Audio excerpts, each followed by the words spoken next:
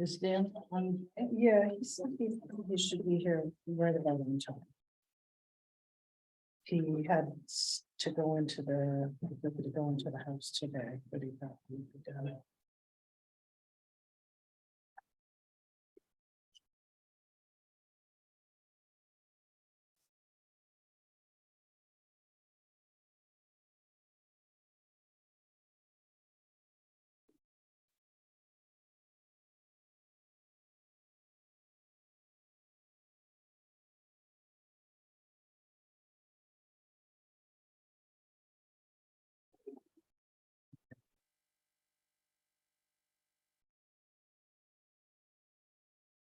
Our world-renowned traveler is back. Yes.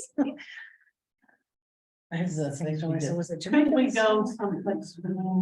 So I think my next place is gonna be Costa Rica. Sit on the beach. I was talking to them, I go, maybe Aruba where all you do is sit on the beach. No, it's nothing else to do. Go to the beach. My daughter's gone twice. She goes, Mom, there's something so nice about not going on vacation. So I was like, oh, that's why everybody goes to Aruba. She goes, yeah, there's nothing to do. You eat, you drink, you lay in the sun. Back at the States. Yeah, I said, we had to go into the state today, but he thought he would still be here. It is bewitching now. All right, seeing that it is 6:30, I would like to call the Town of Belgrade Board of Select Persons December 6, 2022 meeting to order. We will start with the Pledge of Allegiance. The Pledge of Allegiance To the flag of the United States of America and to the republic which is for one nation under God, indivisible, with liberty and justice for all. All right, so first up, we're going to review and approve the meeting minutes of the November 15, 2022 meeting. Take a motion, to open that item. So moved. Second. Moved by Barbara, seconded by Carrie. That is now up for discussion.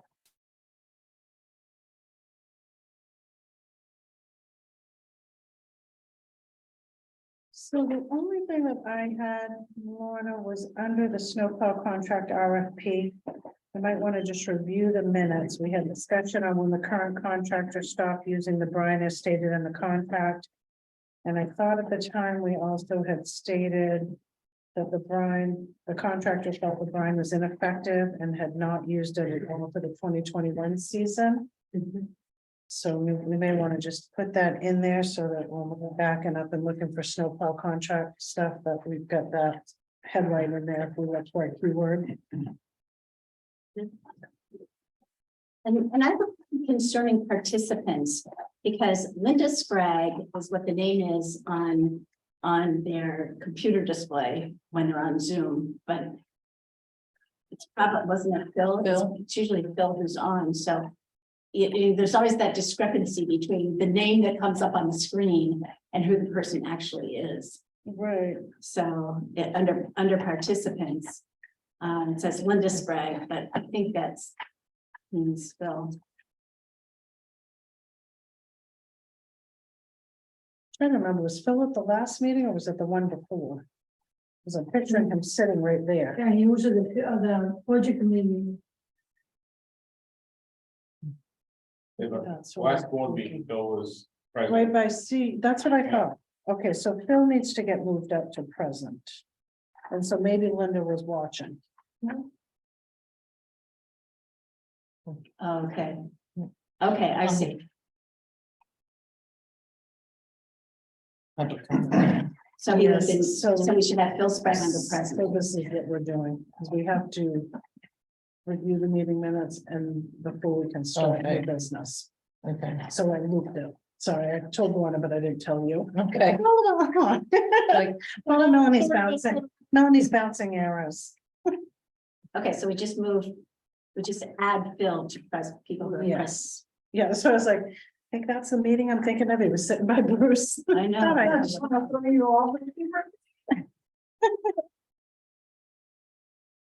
Did anybody else have anything else?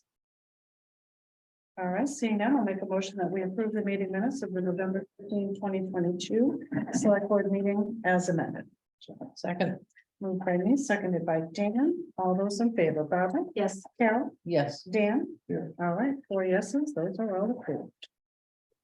Okay, the next part of our meeting is public comment. And that is the portion of the meeting where if you have something you'd like to bring to the select board's attention that will not be covered on this evening's meeting, you are welcome to do so. Is there anybody who has anything they'd like to bring to the board's attention? Sarah? Yes. My name is Sarah Langet, and I was one of the 3 delegates to the kosher informal meeting for the RSU.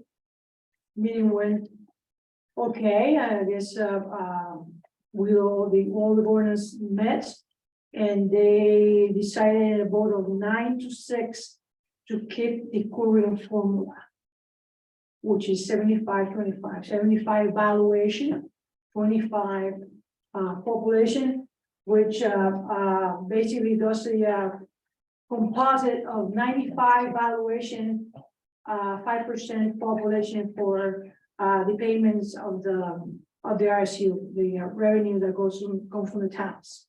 So that said, I put on their shot for them very quickly. That's being picked up in by the owl.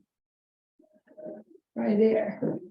So I show this chart over there, and I'm going to go over there very quickly. About 80% of the budget is covered by frozen items. Basically, if you look at the hard items, facility items, this in the top we have Rome, Belgrade, Sydney, China, and Oakland. So Oakland has 4 schools, China has 2, the elementary and middle school. Sydney has 1, and Belgrade has 1, and Rome has 0. I really feel for the residents of Rome, because they invest in the RSU and they only get a human resource kickback. They get educated kids, but they don't have any assets to retain in the town. So then 80% of the budget is paid, 14% by Rome, 27% by Belgrade, 18% by Sydney, 18% by China, and 23% by Oakland. When in fact, in terms of population, we have by 5% population in Rome going to schools, 16 going to Belgrade, 23 going to Sydney, 24 going to China, and 32% of the students are from Oakland. And this is the payout that they have. Now, this bottom part of the layers here, they're frozen. That's why they're in blue. We cannot do anything about that. The facilities are where they are. We cannot move schools around. And then the state decides this formula here. And it's state law. It's the way it comes to us. It's by valuation. And we're frozen on that. Now, the extra 20%, which we call the so-called additional local funds, right now is ruled by this red, which is a combination of 75 valuation, 25 population, and so in that 20%, we still pay more.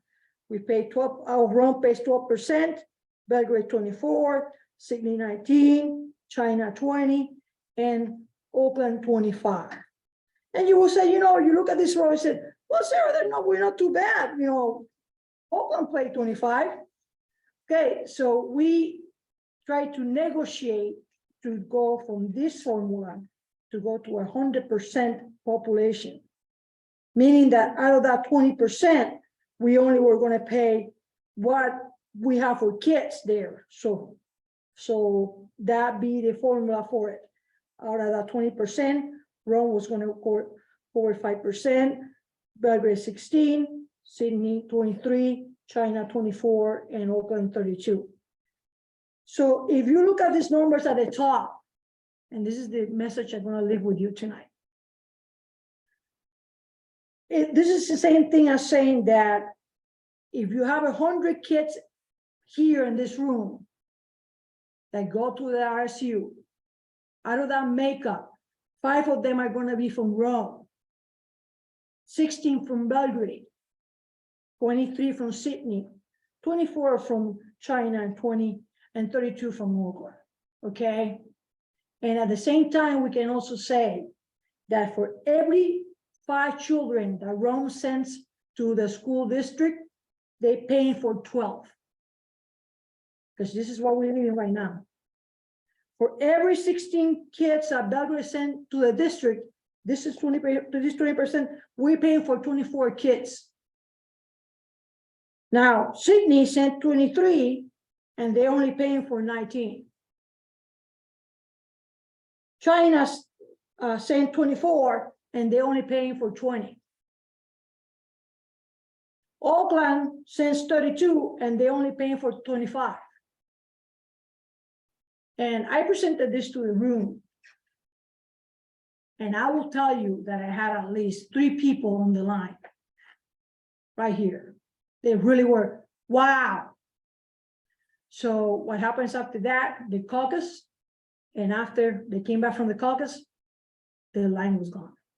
And the caucus was for For the towns. the The town. 3 reps of the towns went separately and caucus. So Sydney, China, and Oakland went in a separate room to caucus. And we And did Rome the and same thing. Belgrade went in a separate room or a caucus. Well, separately. It doesn't matter, Doing it's the same. separately by town. Yes, Okay, so it wasn't like 3 in one room and 2 towns in the other. Everybody was separate. I would say that at least 2 towns were in the same area. Outside, I didn't know where they were. I know in the same room, Rome was in one corner, China was over there, and we were over here. But Oakland and Sydney, I don't know, they went away. I don't know if they were separate, talking separate, So each town, I'm sorry, I misunderstood. So each town is separate. was separate. Okay. Supposed to be Supposed to be separate. separate, okay. But the only, in my room, we were only 3 towns. Okay. The other room were 2 towns, and I don't know if they were together or separate, but they were supposed to be separate. The fact of the matter was that we did the delegation from Belgrade and Rome. They did a very compelling case to demonstrate this, and we let them understand that 80% we know we cannot do anything. We understand it. It's not a problem. We can live with that. It's valuation, state law. But this 20% at 1.67 years ago, instead of 20, used to be 5%. And funny story is that 5 or 6 years ago, we may have a town meeting because this town had people that wanted to withdraw from the RSU. Now, I figured all this, I took 2 weeks of my life at night and figured out all this stuff back then, how the taxes are paid and so on and so forth. And I myself was one of the driving forces together with Jack Sutton to say that we didn't want to get out. We didn't want that we wouldn't stay in the RSC. Okay. So we trusted to our sibling towns to be cognizant of this kind of things. And Thursday night, the needle didn't move in any which direction. The other piece is, I think Rome offered a compromise. Yeah, well, Instead that's of right. being- And instead of doing 100%, they went down to 50-50. And that was where the vote happened. We didn't vote for 100%. And not even a 50-50, it was taken. So that, then the last thing I will tell you is that if we would have won that 100%, at least the numbers that I crunched, the tax bill here for everybody of us will go down 8%. For Rome, it was more significant, we will go down 14%. How that will translate to the civilian towns, each one of them, we're going to pick up about 5%. Which of course they don't want to do, so. Which is why they voted along. So, that well, line. together, Belgrade and Rome have 40% of the budget. We're talking about $60 million gone. Now, that said, I think the right approach, and that's something that has been sounding around this week in different conversations. The right the word W is a very harsh word. It's a word that we don't want to use, and it will be almost a lost straw. And I really don't envision that happening. But we're gonna have to get very forceful and lobby the state and see what we can do there about this, because we're not the only two towns in an RSU that have this deal. In Maraca, Wayne, I think it's Wayne, has the same deal. Per student, they're paying $17,000, when the other towns are paying almost 12. Here, the discrepancy is a little higher, because we crunch the numbers, and Rome is paying about 16, 17. Belgrade is paying 15, but the sibling towns are paying 7, each one of them. So the disparity is really, really tremendous. Something have to be managed about that, maybe just to leave the towns in a safe zone without stressing anybody. Going to a state house will be the first step. Thank you. Thank you, Sarah. Thank you, Thank you, Sarah. Jack? Yeah, I was on that committee and I won't repeat what's been said. I don't know that this is a process that repeats itself every 5 years. And I can't think of any reason offhand why in 5 years' time, the vote wouldn't be the same. Who in his right mind from the other towns is going to vote for, yes, we'll accept a big transfer of funds from Belgrade so that Belgrade and Rome can pay less? It ain't gonna happen. Mhm. It ain't gonna happen. At the same time, I would not like to see this issue rise to the level of serious consideration in Belgrade of leaving the school district. I think we have too much to lose. We've been there, done that. And I think we have too much to lose if we go that route. I would like to know what around the state other districts are doing in this same situation. Because if there's a preponderance in the state of heavier on pupils and less on state valuation for the additional local funds, then maybe there's a state legislative solution to this. Make it statewide. But I would want to see the data that favors that Mhm. beforehand. And I think that's something that it would be fair to ask whoever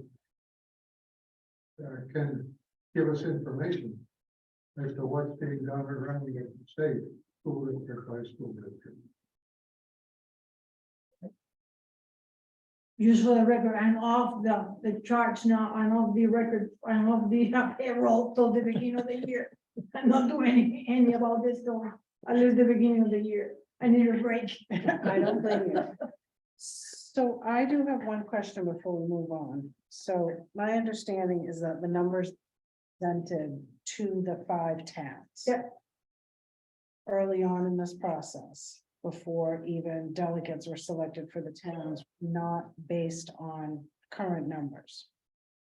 So if the information that was presented initially to the towns to start making their decision, if that information is erroneous, does that then give us cause to go back and reinitiate a cost sharing group? I'm not sure about that. I'll have to look at the bylaws of this whole thing, because there's a protocol on how to call this meeting. And that's something that possibly we should consult back with Becky Seal. Becky Seal used to be a school board member, and Yeah, is there something, Sarah, that can be forwarded to the board so that we can see the same thing that you're saying, like what calls this, what are the rules that surround it? I can do that. It's you an email on that. Now, I sent an email to each one of you. Yes, I And did that- get that. I don't remember seeing like what. And the and What the led us to bottom, the cost sharing formula and the every 5 years Yeah. and, that's in the reorganizational plan. I will send that to you. yeah. Cause I just wanna see if we have a way, if the vote goes a certain way, but if you've been given the information that's requested that you need to make your decision. If you're not given the current and correct information, does that then negate the vote? I would assume that there had to be something like that there. I'm not sure that there was. How long ago are you talking about? Well, the first time we did this was 5 years ago. So it would have preceded that. 5 In years. the meeting, one of the things that were kind of odd was that delegates were concerned about the fact that the tax rates presented at the meeting were not correct. So when that happened, it was said that supposedly were 2021 figures. So I still, for my own records, I'm trying to get that information from the superintendent anyways.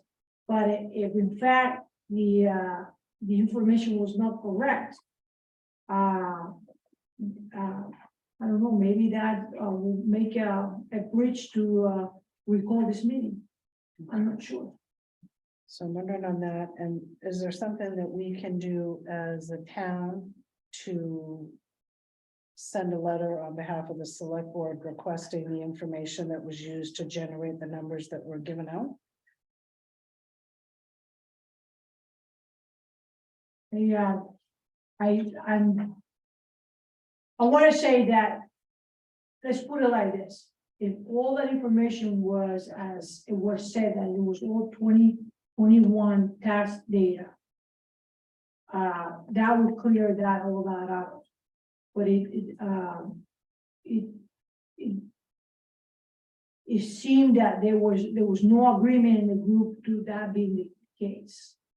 So I have I have placed an email to the superintendent to send that information so I can close my file. And in case that is not congruent or he cannot facilitate the information, then looking deeper into that will be a route. But I'm giving him the benefit of the doubt. When did you request the information, Sarah? I asked the information, I want to say it was yesterday. I sent him an email yesterday. I can forward a copy of that email to you, like.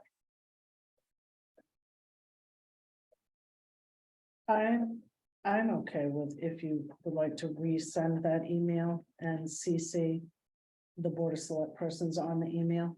So I can resend Just the email and explain to him that the select board here is requesting the is with the information. information. Okay? Sounds great. Is that okay with everyone? Yeah. Okay, Jack? The growth of that alternative local fund figure went from 10 years, very small, when this first started, Right, 1 million. to, what is it? $8 million. $8 million. so 1 million to 8 million in the 10-year time span. Well, very small amount. I don't remember what the starting amount was, but it was very small. So it has grown a great deal. The point was raised at the discussion last week. And it stems from a tightening of the state budget and more things flowing over into this alternative funds category. Plus expenditures that the district has made into this category on its own. And I don't have that breakdown in my head. But it has ballooned and the figures show that. It's not like it was when it started.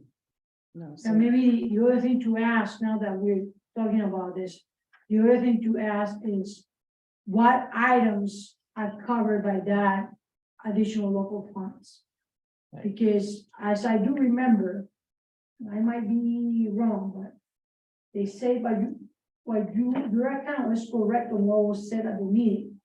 But I would like to say that the state had gave us more subsidy over the last 3 years, not less.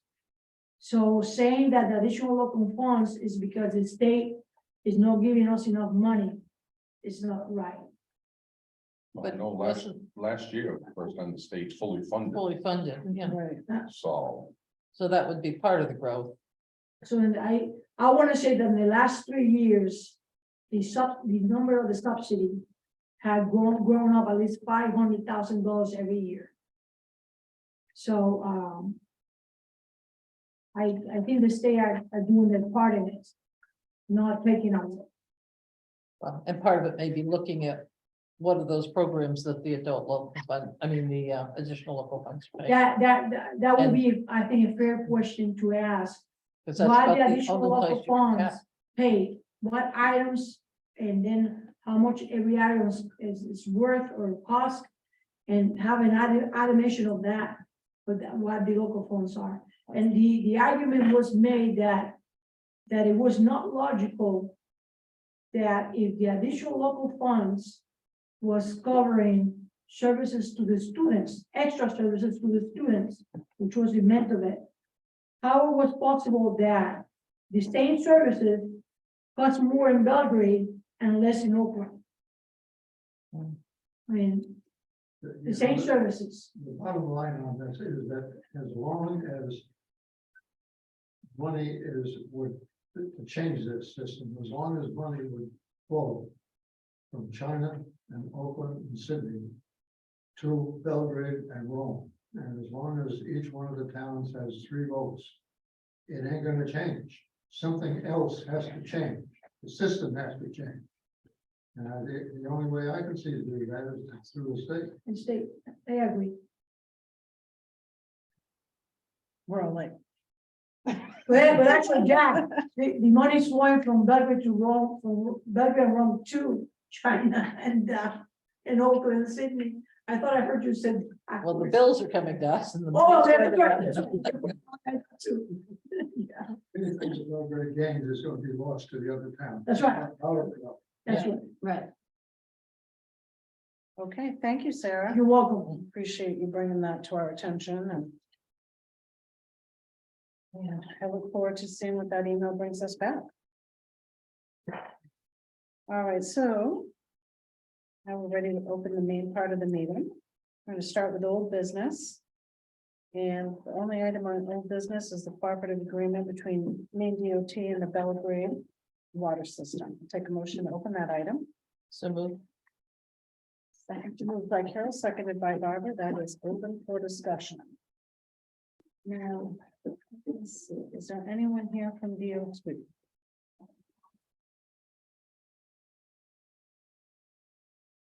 Who's right under Corey Alexander? Sarah, I'm just gonna do that. You send me a picture. Who's under? I took a picture of it. Yeah.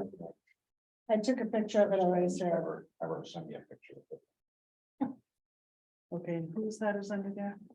I've got Corey, Dan, Kathleen, Parody, Linda Sprague, Lindsay McDonald, Oh, is that Dan McKenzie? Mary, I can't read Nick, the names from this one. Richard, and then Travis. Okay, so no one from DOT. Are we expecting anyone from DOT? No, No? they made the changes. Let me see here, Teresa Pulver from MDOT made the most recent changes outlined that very first page in your packet under the memo. Section 3, section 4E. They changed the signature block. Those were the only changes on this document from the last one, which was September. Please see my notes in the margin. I don't have any notes from her in my margin. Am I not seeing the right thing? It We do may, need to put you in on page 2. As the town manager. This one has Mary as interim. Which was correct when they drafted. all right. I probably, I think you have copies. Oh, I see the one you're looking at. We pulled from your binder. Yeah.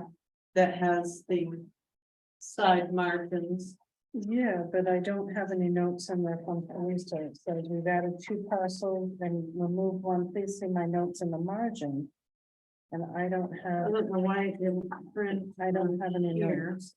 I have one from the previous meeting that has, this is from 11/21, updated 11/21, That's what I have.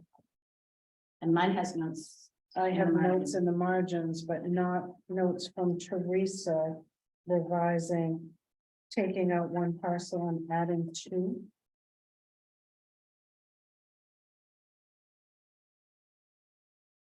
Under section 3. Under section 3. Okay. Oh, wait a minute, Impacted properties, it's at the bottom. It's on of page 2. Yeah. Yeah.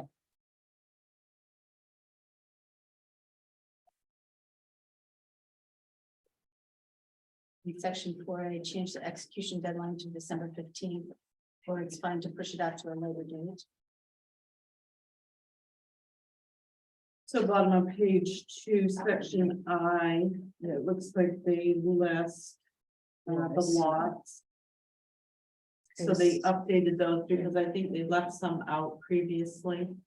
And how does that affect us? Because that's what we presented to the state. So we did not include 55D, and we did include the other one that they're now removing.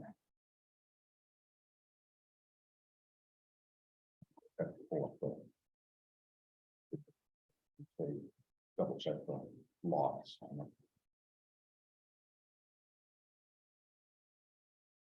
Must have a copy of that. And 62A is the one they're trying to maybe do a separate well on, am I correct?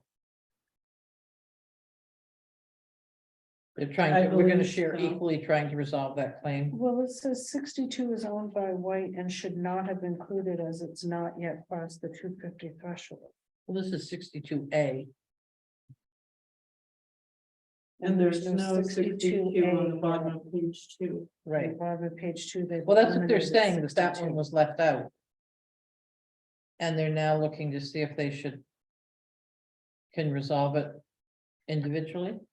Am I reading that right? All right, where's that one? Copy of this. It says on the top of page 3, it says parties agree to also recognize lot 62A as a presently affected impacted property. Right. So this is revised 9-1. This revision of 11-21 excludes 62 completely. So this one in the book, correct, is revised 9-1, and this one here is revised 11-21. So this is the most current, and if we look over here on page 2, they have removed 62 totally. Oh, okay. So they're saying it doesn't meet the Has a threshold. comma in there. Yeah, there's a Where- comment, in where case you wanna 62 put it was. back in. What did you say, So Bruce? they're saying it's not meeting the threshold to the need to be either treated or a water system. Yeah, it says it has not yet crossed the 250 threshold. So I'll pull That's on the up depot. list. That's the first one on the depot. Numbers. 62 and 55D. All right, 62 is in the legislation.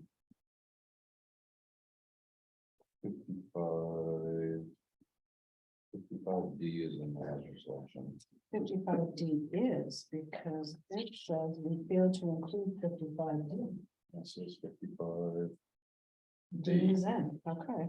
So it's part of the legislation, so we're allowed to do it. We had 61, 61A, 62, 62B, and 63.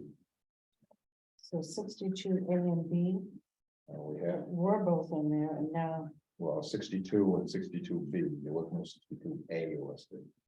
But there's an A, then But did you say on 61, there was a 61A and, there's a 61 and a 61A. but this doesn't have 61A in it either. no, it just said 61. And then It's part of the mistake. and 62A is presently affected. And 62 just by itself is. And 62B. And 61. And 61. Also the 60. Downstairs. There's no 60.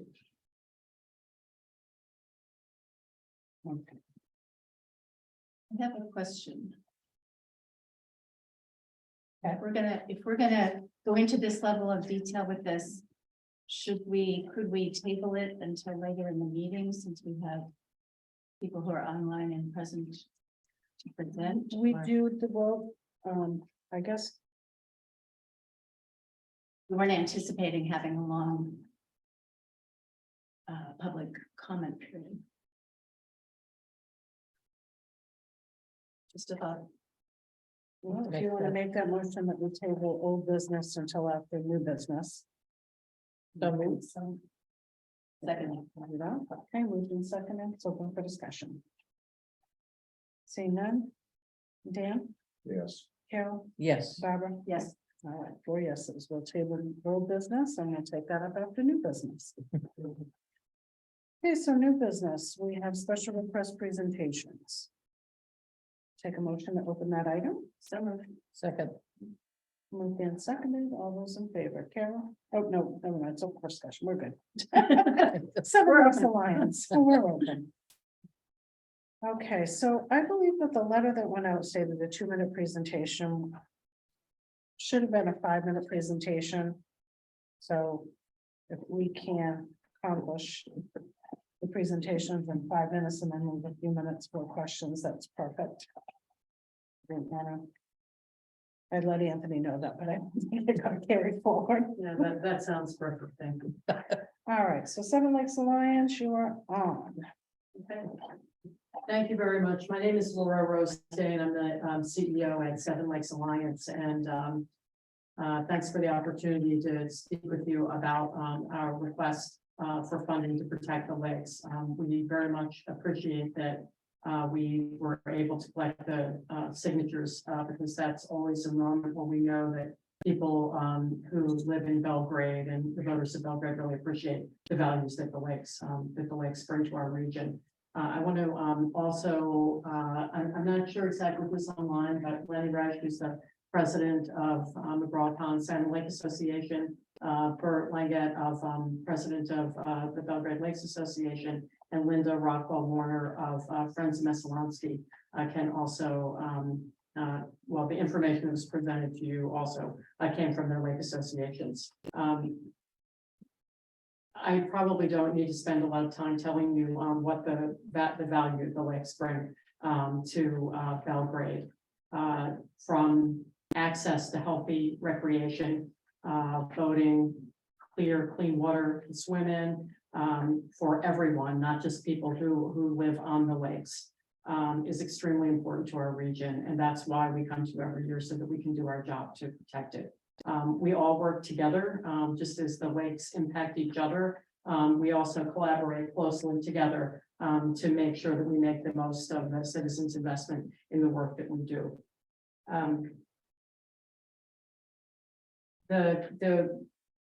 We submitted a PowerPoint to you that has, it's lengthy, and I'm sure that you can review that, so I'm not going to repeat that. But I would just say that there are a few basic ways that we do our work. We're asking for funding across those programs. That's water quality protection by keeping phosphorus out of the lakes. Phosphorus is the constituent in soil that turns lakes green. We have only to look at the very difficult situation that North Pond has faced recently to understand what that means to a region. This summer, people couldn't use their camps and couldn't use the lake at all because of the algae bloom. So the work that we do through the Youth Conservation Corps helps keep soil out of the lake. The work that the money that we bring in through Clean Water Act grants. This year, that will be to the tune of $225,000 in 2022 and 2023, for instance, and the numbers for past years, which equate to over $1 million, will easily persuade anyone that the investment is well worth it. Our specific request this year is outlined in your packet. It is a request for $60,000 across 4 groups for each of the activities that I just described.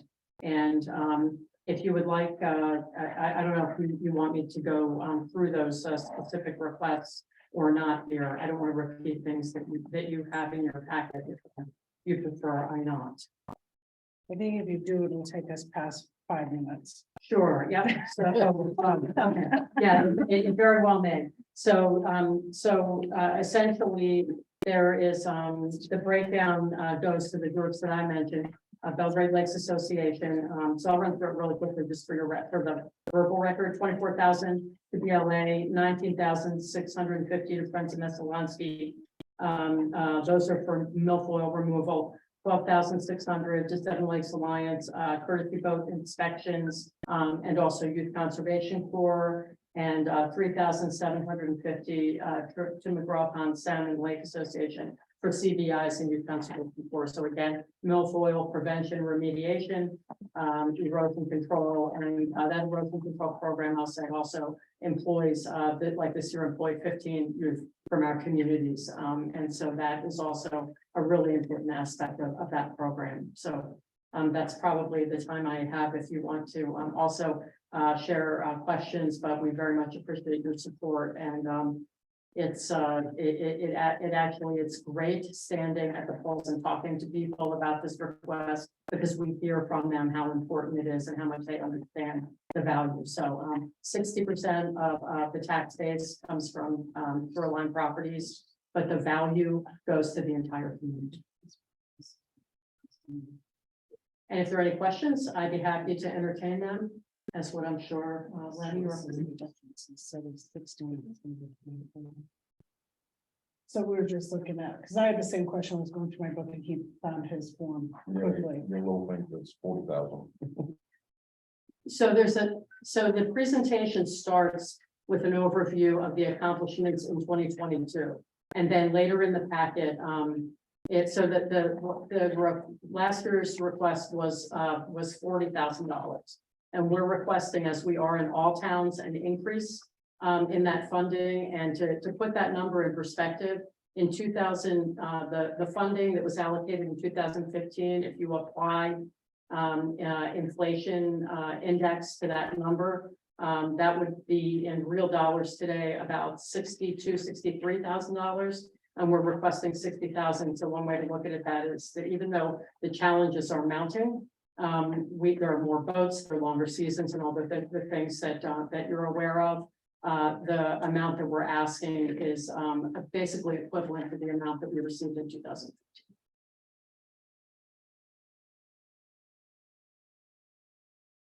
So, and the warrant article will read this way, it will say $60,000, 24,000 this organization. Right. 12,000. I think the this warrant one. article is whatever they put at the top of their petition. I think by law that we have to put whatever verbiage they put on their petition, because that's what people approved when they signed the petition. Yes, and I that, don't think we can change it. yes, and that should. Larry, you're there, am I I don't correct? see the petition right here, Everybody else. See it here. right? So when I thought about. Yeah, it's on, well, there's the one page of it. Where, what page? It's right after it. I have it right after Mary, the letter from Mary, and it looks like this. It's the front page. It's a Right. copy of the front page of the petition. It's the next With to the last count. one that has a picture. I moved mine to the front, but, oh, I know. Okay, That's where it was. But it does delineate Yeah, that's- what that's amount would different. go for each association, each member group. Which hold those up, because I don't have that page. If you keep in your packet, it's almost to the end. Well, it's 3 pages from the back. okay, so it's somewhere after the hospice and everybody else's. Yeah. Yeah. I think all the letters are back there, maybe. I don't know. I moved mine up. With each group. It has the smaller print at the top. Which covers up the, but you can see the breakout is. Right. Yeah, and it it does. lists the break- Breakdown. it lists the breakdown, so that's what would be on the warrant. Yes. So I was looking for. Yeah, and I'm hoping that I believe that the breakout is the same as in the sheet in the PowerPoint, but I Yeah, can't we- see it underneath see the it from tape, but I'm here. assuming that you are correct. It does show 3750 for courtesy vote YCC. So I From would the Rock- assume that that, would be from the Rock Hudson.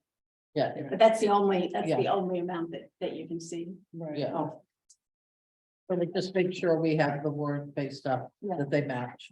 It looks like. it's- So this money that's being requested, this is a question that's always asked. How much of that goes to administration and how much of that actually goes to Youth Conservation Corps and milfoil removal?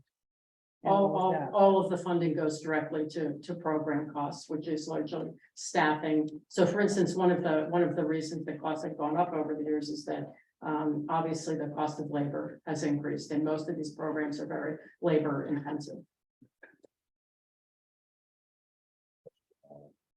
Don't we have a program where boat registrations are putting money towards this or something?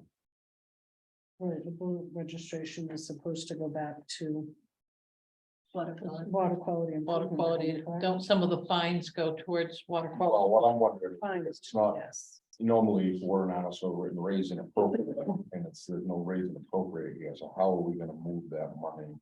Are we gonna have to come up with another warrant article? No, it does say an amount of $60,000 to be raised and or appropriated.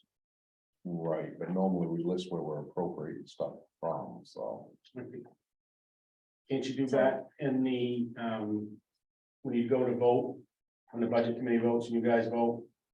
Isn't that when that decision decides, when you discuss it, yeah, you know, you're gonna pull X amount of dollars from capital reserve? No, because when it's a special request, exactly as We it's can't change presented, the language here, that's what I'm That's wondering, how if we we have to have have another. which previously how this warrant article was presented was 20,000 to be appropriated from the Water Quality Improvement Fund and 20,000 raised and appropriated.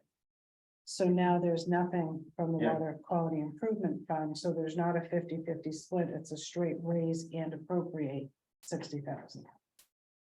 My biggest thing is the organizations aren't gonna know what to write in to Right. their, where the Well, money's gonna come from. I thought that was a decision that's made at the budget, when we're doing the budgetary stuff. Because you still, you know, if it gets voted on, it's still coming from yeah, a tax. you but know. I think we have to write something in somewhere, whether it's another article or something saying how we're gonna do it. if it And you may want passes. to check with MMA then on that. You know, or let's Becky. find out how we're gonna do it, because like I said, it's written different than we normally do it. So were you thinking that the $60,000 would have to go into the Water Quality Improvement Fund and then that we need to have a supporting article stating that 60,000 would come out of that fund? No, I'm just thinking that we'd have to have something saying to take the money out of the water quality improvement fund that we normally put towards this. Does anybody, Mary, you're probably, do you remember what the amount left was in the Water Quality Improvement Fund? Because if I remember, there wasn't a whole lot.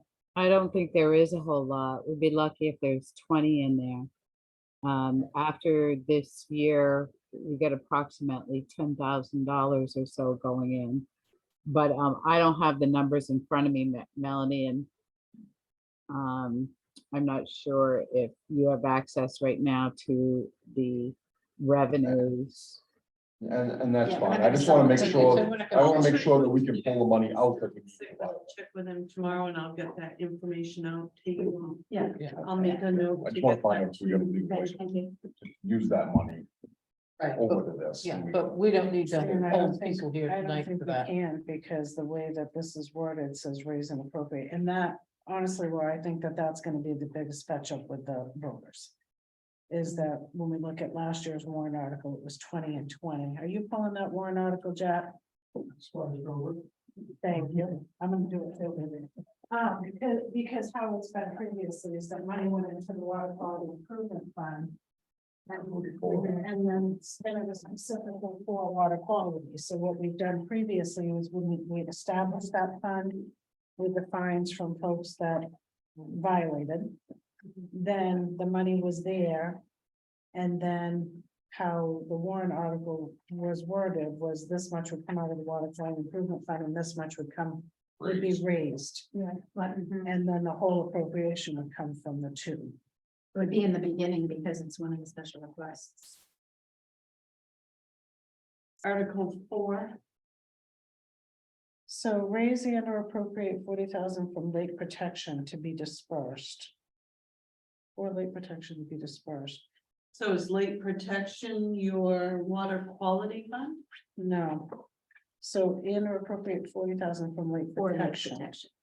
So then it looks like the total, then it was the previous year that it was a 2020 split last year. Here, and if you look down, if you continue on to the other page, funding from non-property tax sources, water quality improvement fund, funding from property taxes, 20,000. So it's clearly at the end of the article, it clearly states where it's going to go. Right. 20 from water quality improvement and 20 raised by taxation. That was part of that, That was part of the article. which isn't part of. So this article. isn't part of this article. I'm not, I would almost guess they did not put that information on their petition, but this is an explanation from you all on where that funding would come from. They wouldn't necessarily know that at the time they collect It's fine. signatures. Right, yeah, It would be you all during the budget process. right. We can't add explanations to a warrant article, though, that's a special request. So. And I could be wrong, but I'm 99% sure that's how. Okay, it well, was written. So what we'll need to do is find out. No And- problem with it, I just want to make sure we do it right. Right, and I feel like that's. Well, thank you. Very much, and the, another, point that, came to mind when you raised this, when you were talking about sticker fees, is that all of these programs leverage, money in state funds. So, again, I didn't go through every example, but the PowerPoint presentation is, full of those. So again, we think that this is a great investment, and, we appreciate your help in making sure that, it can be delivered in the appropriate way. Thank you so much. Thank you. Take Good care. to see you, Laura. Good to see you too. All right, next we have hospice volunteers of the Waterville area. Do we have a representative from hospice volunteers here? We may have someone, I see. remote. Do we have anybody remote for hospice volunteers?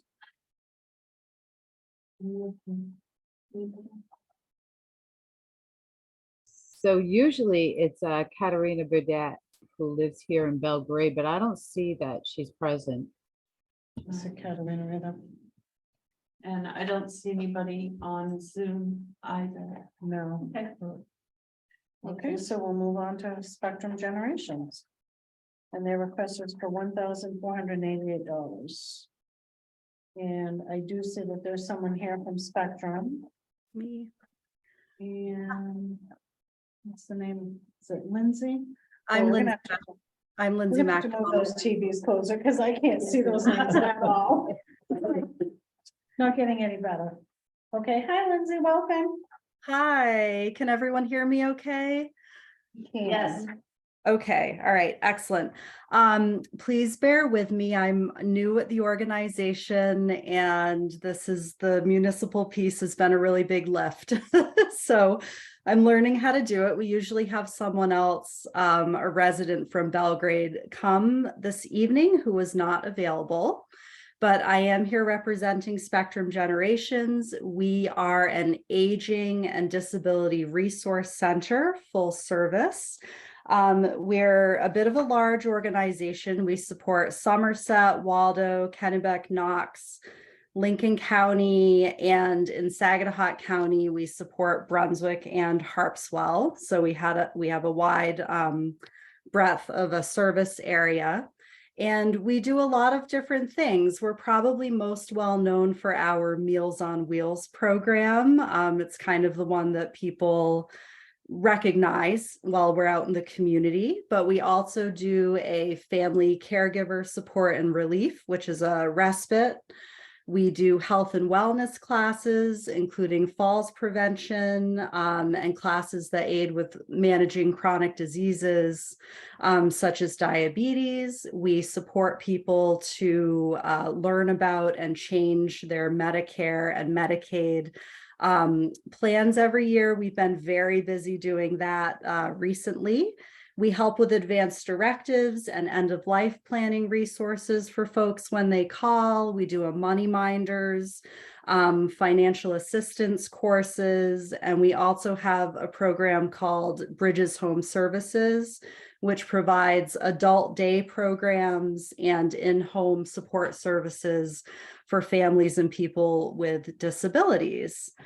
In Belgrade specifically, we supported 70 people in 2022. We delivered 357 meals through our Meals on Wheels program. What's really important to add too about the Meals on Wheels program, in addition to providing critical nutrition to folks who are homebound and need the food, is that it also supports a check-in with the individuals in the home. And some of the individuals that we're serving have reported that their Meals on Wheels volunteer is one of the only people that they see on a regular basis. So it's a great opportunity for us to check in and make sure that that person is okay and to see if they need anything. And we've actually helped, you know, a handful of people recently who were in sort of critical situations by having that check-in. We provided 110 hours of outreach, specifically in Belgrade last year. This is through our aging and disability resource specialist. And they did counseling on topics such as elder abuse, prescription drug coverage, long-term care. And it looks like 48 people from the town received those services last year. We had 5 residents from Belgrade that volunteered their time. So this is really great. And that equated to 651 hours of their time supporting a variety of volunteer activities that they can through Spectrum Generations. There were 3 residents in the town who are caregivers or care partners themselves for another person, and they were able to receive respite services through our program. And then it looks like 199 meals and socialization were enjoyed through our community dining programs. So we have various centers at locations around the state where people can come and congregate, have a meal. We prepare the meal there. We also have a number of really great activities that happen at our centers at any given time.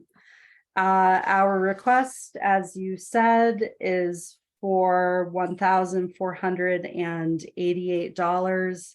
I don't believe this is an increase. Actually, looking at everything when we were putting this together, I think our services actually decreased slightly in the town, so we didn't ask for more money. I think this was probably the same amount that we had asked for the year prior. Feels fair. And so that's where we went with that. I'm happy to answer any questions you might have, or at least try to.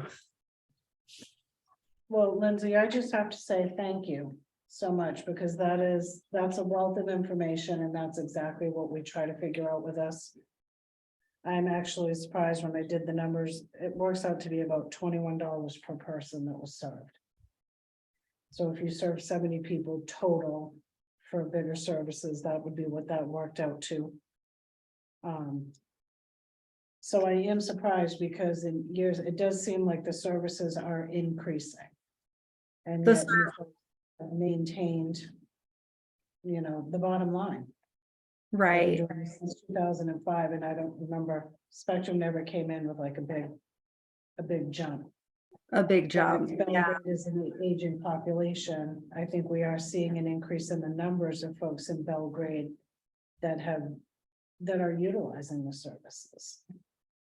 Right, yeah, yeah, and it's been a learning curve for me personally to look at all of that and kind of assess it. I come from Big Brothers Big Sisters, so my background is in a much different area.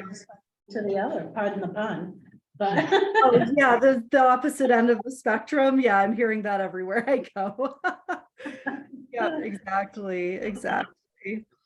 You did ask the question of the last presenter about administrative. And I have to say, I don't have an exact for like, okay, this exact amount that we're asking for from Belgrade. But I do have our audited financial statements. 2022 is currently in our financial audit. We do have a full audit, of course, every year. I'm looking at 2021.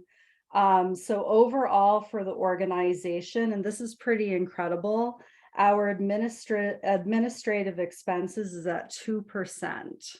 So that's for the organization as a whole. It's very minimal. Very. All right, does anybody else have any other questions for Lindsay? No, it's been very informative, Lindsay. Thank you. Great. Thanks so much. Appreciate the Thank you very opportunity. You did a great job, by the way, so way to catch right up and take Thanks. it. You are welcome. Work in progress. Well, then I can't wait to see you next year. Great. Appreciate it. All right, Lindsay, thank you tons. If nobody else has any questions, we'll cut her free. All right, have a good night, Lindsay. Okay, have a great Thank night. you. Bye-bye. Bye-bye, bye-bye. Okay, next up, we have Sexual Assault Crisis and Support Center, and their requested amount is $1,138. So anyone here from Sexual Assault Crisis and Support? Hi, I am Kathleen Parody. Kathleen, welcome. Thank you. This is a little tricky going after Lindsay's presentation. But So, it's definitely a little bit harder to assess how many folks in town who might be using your services, because 9 times out of 10, they're confidential. yes. Well, or is it 10 times out of 10? Yeah, yes. So thank you so much for recognizing that. But I'm happy to share a little bit about our services that are available to anyone in town. One is our Children's Advocacy Center. So if a child makes a disclosure, then it gets reported to DHHS or the DA's office. And so the report comes to us, and the child comes to the CAC, and that's the only time they get interviewed. And so our children's, our forensic interviewer and the child sit in the room together. And then the whole multidisciplinary team, law enforcement, DHHS, whoever it makes sense to be there, is in another room. So, the child's not sitting there, being interviewed by a whole group of people. But they all get to watch the interview, and then they can ask questions. They can relay that information to the interviewer. And so it's just a much better process for the child. And then while that's happening, the non-offending caregiver is with our family services coordinator, and they're getting, sort of wraparound support and any resources they may need. And then, the child gets a stuffed animal and they get to put their handprint on the wall. And, hopefully it's as least traumatic as possible. Some are like, I want to come back sometime. So it's really feels better. And then the other services we provide are if someone were sexually assaulted and went to the hospital, the emergency room immediately calls us, and one of our advocates goes to the hospital, and they're there to support the victim with whatever they may need. And if the victim chooses to get an exam and do a rape kit, then it can take up to 6 hours. Sometimes it's been 8 hours. And so our advocates will sit with the, victim the whole time, and really just get them whatever they need and support the family or friends that may be there in the waiting room and things like that. And then also if a victim or survivor wants to file a protection from abuse order or something like that, then our advocates go to the courthouse and help them fill out the paperwork, which can be really confusing. And then they also will go to court with them and sit with them and support them. And we also partner with Pine Tree Legal. So a lot of our clients need, extra support or legal services. So that's for free. So that's a really great partnership. And of course, we work closely with law enforcement. We cover Kennebec and Somerset County. So, Oakland Police Department, we work closely with. And they're part of our, like I said, part of our multidisciplinary team. And then we also staff the 24-hour support line. That's, of course, available to anyone, 24/7, and that's confidential. And then also our advocates also spend quite a bit of time going to different high schools and working one-on-one with students, often through the guidance department, or, the student can also initiate the call themselves and, initiate the meeting. And then we also provide education. So in Belgrade Central School or at Messalonsky, we provide presentations, and there's also a mandate that the Department of Education put out a couple of years ago that all students in K through 5 be trained, or not trained, but provided lessons around personal body safety. So we can help support, the school with that. And then also all the staff need to be trained in child sexual abuse prevention. And so our organization also helps support with that. So those are our services.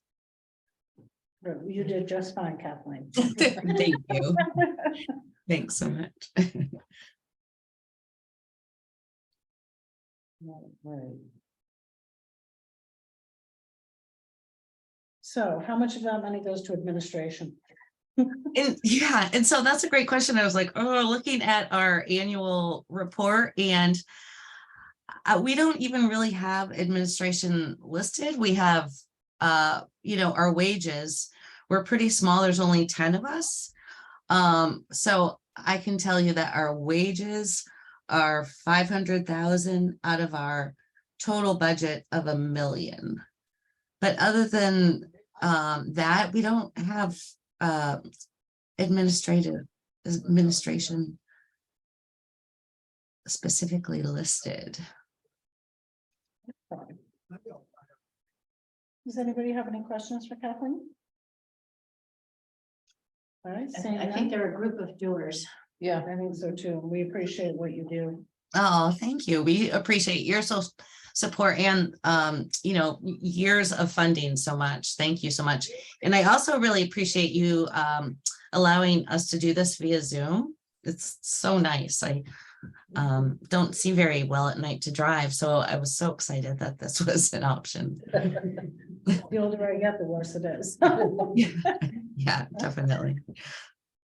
All right, well, thank you so much. We appreciate it. Thank you. Have a great night. Thank you, you too.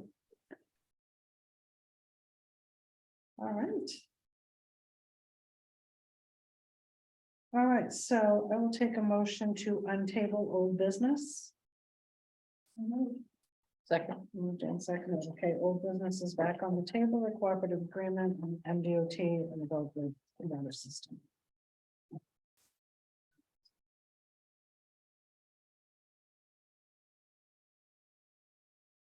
Thank you, Laura. Have a good night. Thank you very much. Night.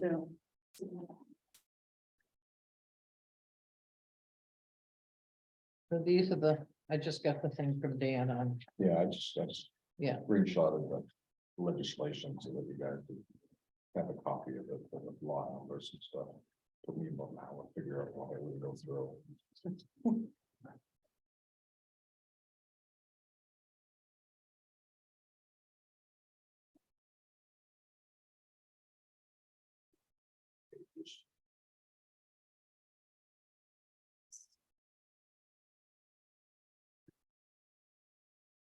All right.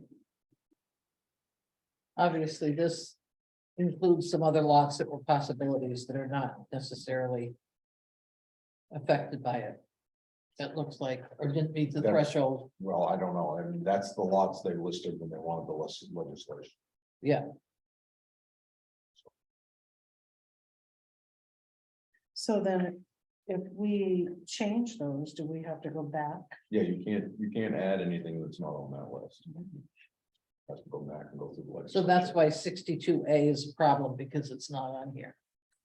And that's why they're trying to do that separately with the top of page 30, Yeah, that's the one they want to put a well in, actually. right? Well, but 62 is listed, so would 62 not be considered 62A? No, it's, it's. Oh, different. right, because there's 61 and It's 61. different. Yeah, We talked about that, I think, the last time. We talked Right. About these lots, we had them there, and it showed a 62, a 62A, a 62. And then you have to go back to the legislature and have 62A added have to if they add it. can't, yeah, Yeah, yeah, they have to add it. At least that's what we were told the last time. all right, so Lorna, did you get that on this updated one from 11/21? They have in Teresa's side note that 55D was not included, but 55D is included in the legislation.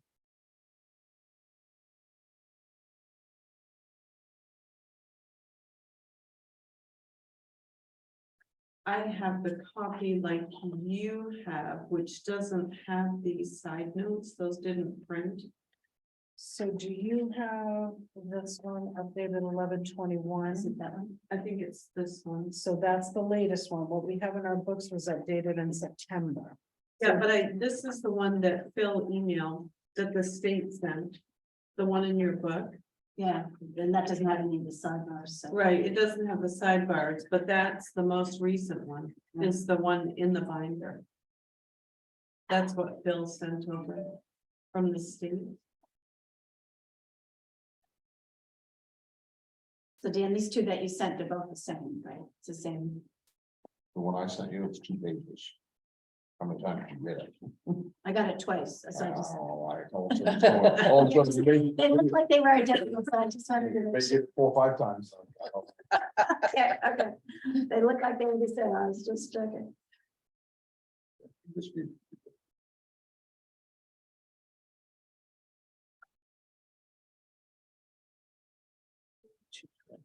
well, I think we just, put together a list of the questions we still have. Go back to. If there are other things that need to be taken care of.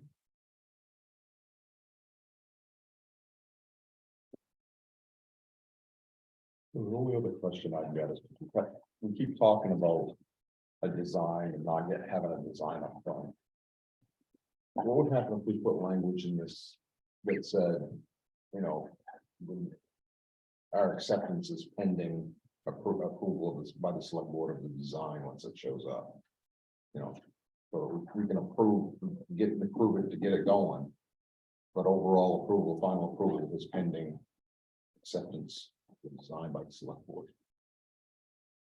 She saw what the state said, they indicated up to 6 months or longer. To get a design, Right. to get a plan. I was trying to get that for you.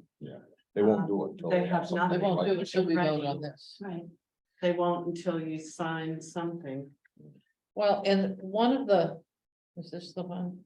One of the things that bothers me in this agreement, somewhere along the way, I've got too many notes, that says, maybe on page 6, the number to agree. If after they've gotten it ready and they figure out what it is, if they then decide, if we don't get the property owners to go ahead with it, they don't have any number of how many they want. So I'd like to know, are they saying they've got to have 50% of the people agree, or 60%? So on page 6, they just say the impacted shall secure statements from owners for each impacted policy. But if a sufficient number of impacted property owners fail to state an intention to connect, it's on page 6, under 1B. Well, what is a sufficient number? Right. I mean, are we talking that we've got to have 100%, or we've got to have 80? That before they spend a lot of money that we're gonna have to pay half of, we ought to find out whether we're going to have people who are gonna connect. So that's one of the questions I have. And then a little later on, they say, let's send it very properly. Future money.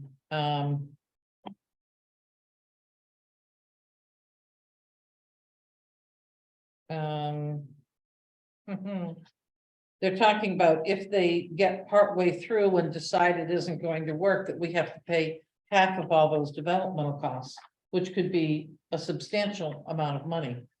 And I'm now trying to find it. Allocation of. Shouldn't be, 'cause we're not spending any money on development costs. We aren't. spending Well- money on it. Unless we cancel the contract. Right. unless we And cancel then we it. have to pay what's been spent up to Right. that point, what's been committed up But to that it's, point. well, let me see. What page are you on? That's what I'm looking for. I didn't know it was in here. Oh, development costs. I'm looking on page 13. It says, this agreement may be terminated anytime by mutual written agreement. Prior to the DOT awarding a contract and to install the bid prices, blah, blah, blah, blah, blah. If it's more than 3 million plus 30%, so 3.9 million. DOT reserves the right to postpone, suspend, abandon, or otherwise terminate or renegotiate the terms of this agreement. In such event, each party shall pay its share of any cost, expenses, penalties, or liabilities expended, committee, or imposed. So what they're saying is they're gonna get this developed, they're gonna spend the money for the design, and then if it comes up and it's gonna be 4 million, they're gonna say, okay, we're not doing it for 4 million, here's your bill for $500,000 for the develop. I mean, that to me is, And that, yeah, I've got a problem with that. I have a problem with that. So that's. And then, so that's one of the pieces I have a problem with is. If they're so sure that they're gonna be able to develop this program, then if they decide not to build it because of cost, Right. that We still should have not be we shouldn't have to pay half of that. Right. So.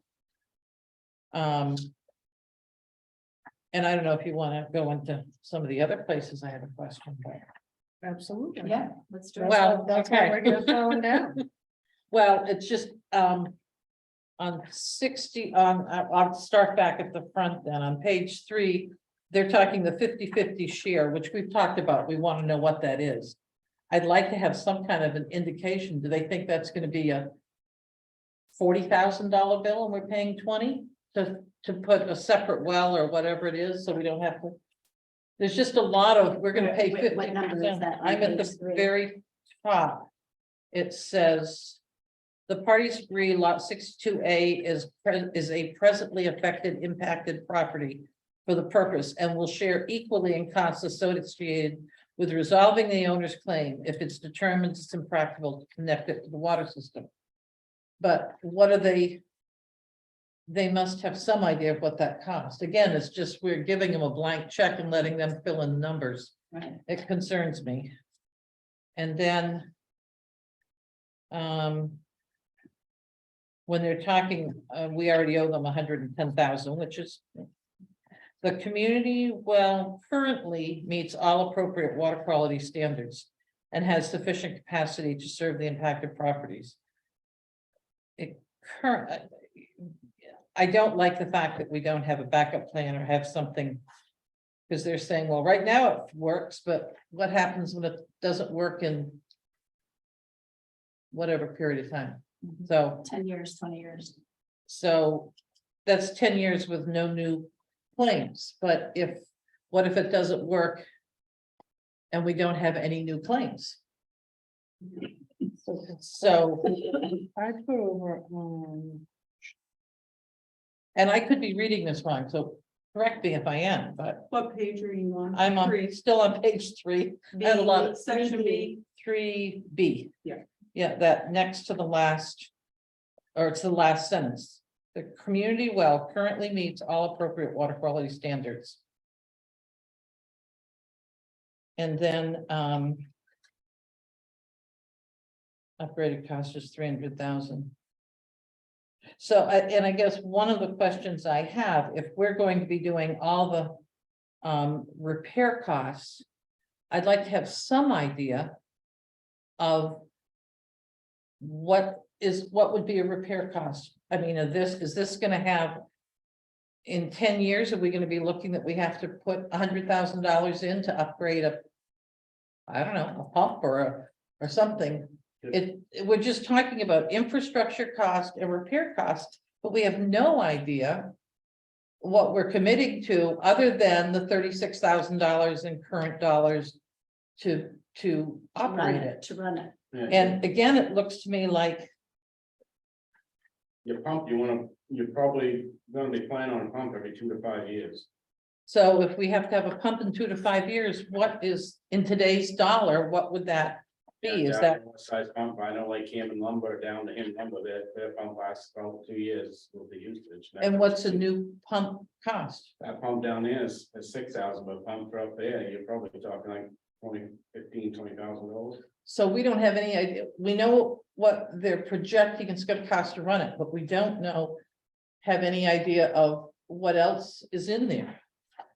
It just, So I'm wondering if we can check with the town at Reedfield, who was nice enough to let us go through their water supply system. Because it feels like when we were there, that they were not talking about replacing a pump every 2 to 5 years. It seemed like once the system was They have 2 in, wells though, so they run one pump for a period of time, then they switch over, run the other pump for a period of time, they switch back. So they're almost getting double. Oh, the so you don't life have one- Expectancy out of it. Yeah, but you also gotta remember that pump up there isn't gonna run constantly. This is gonna have holding tanks.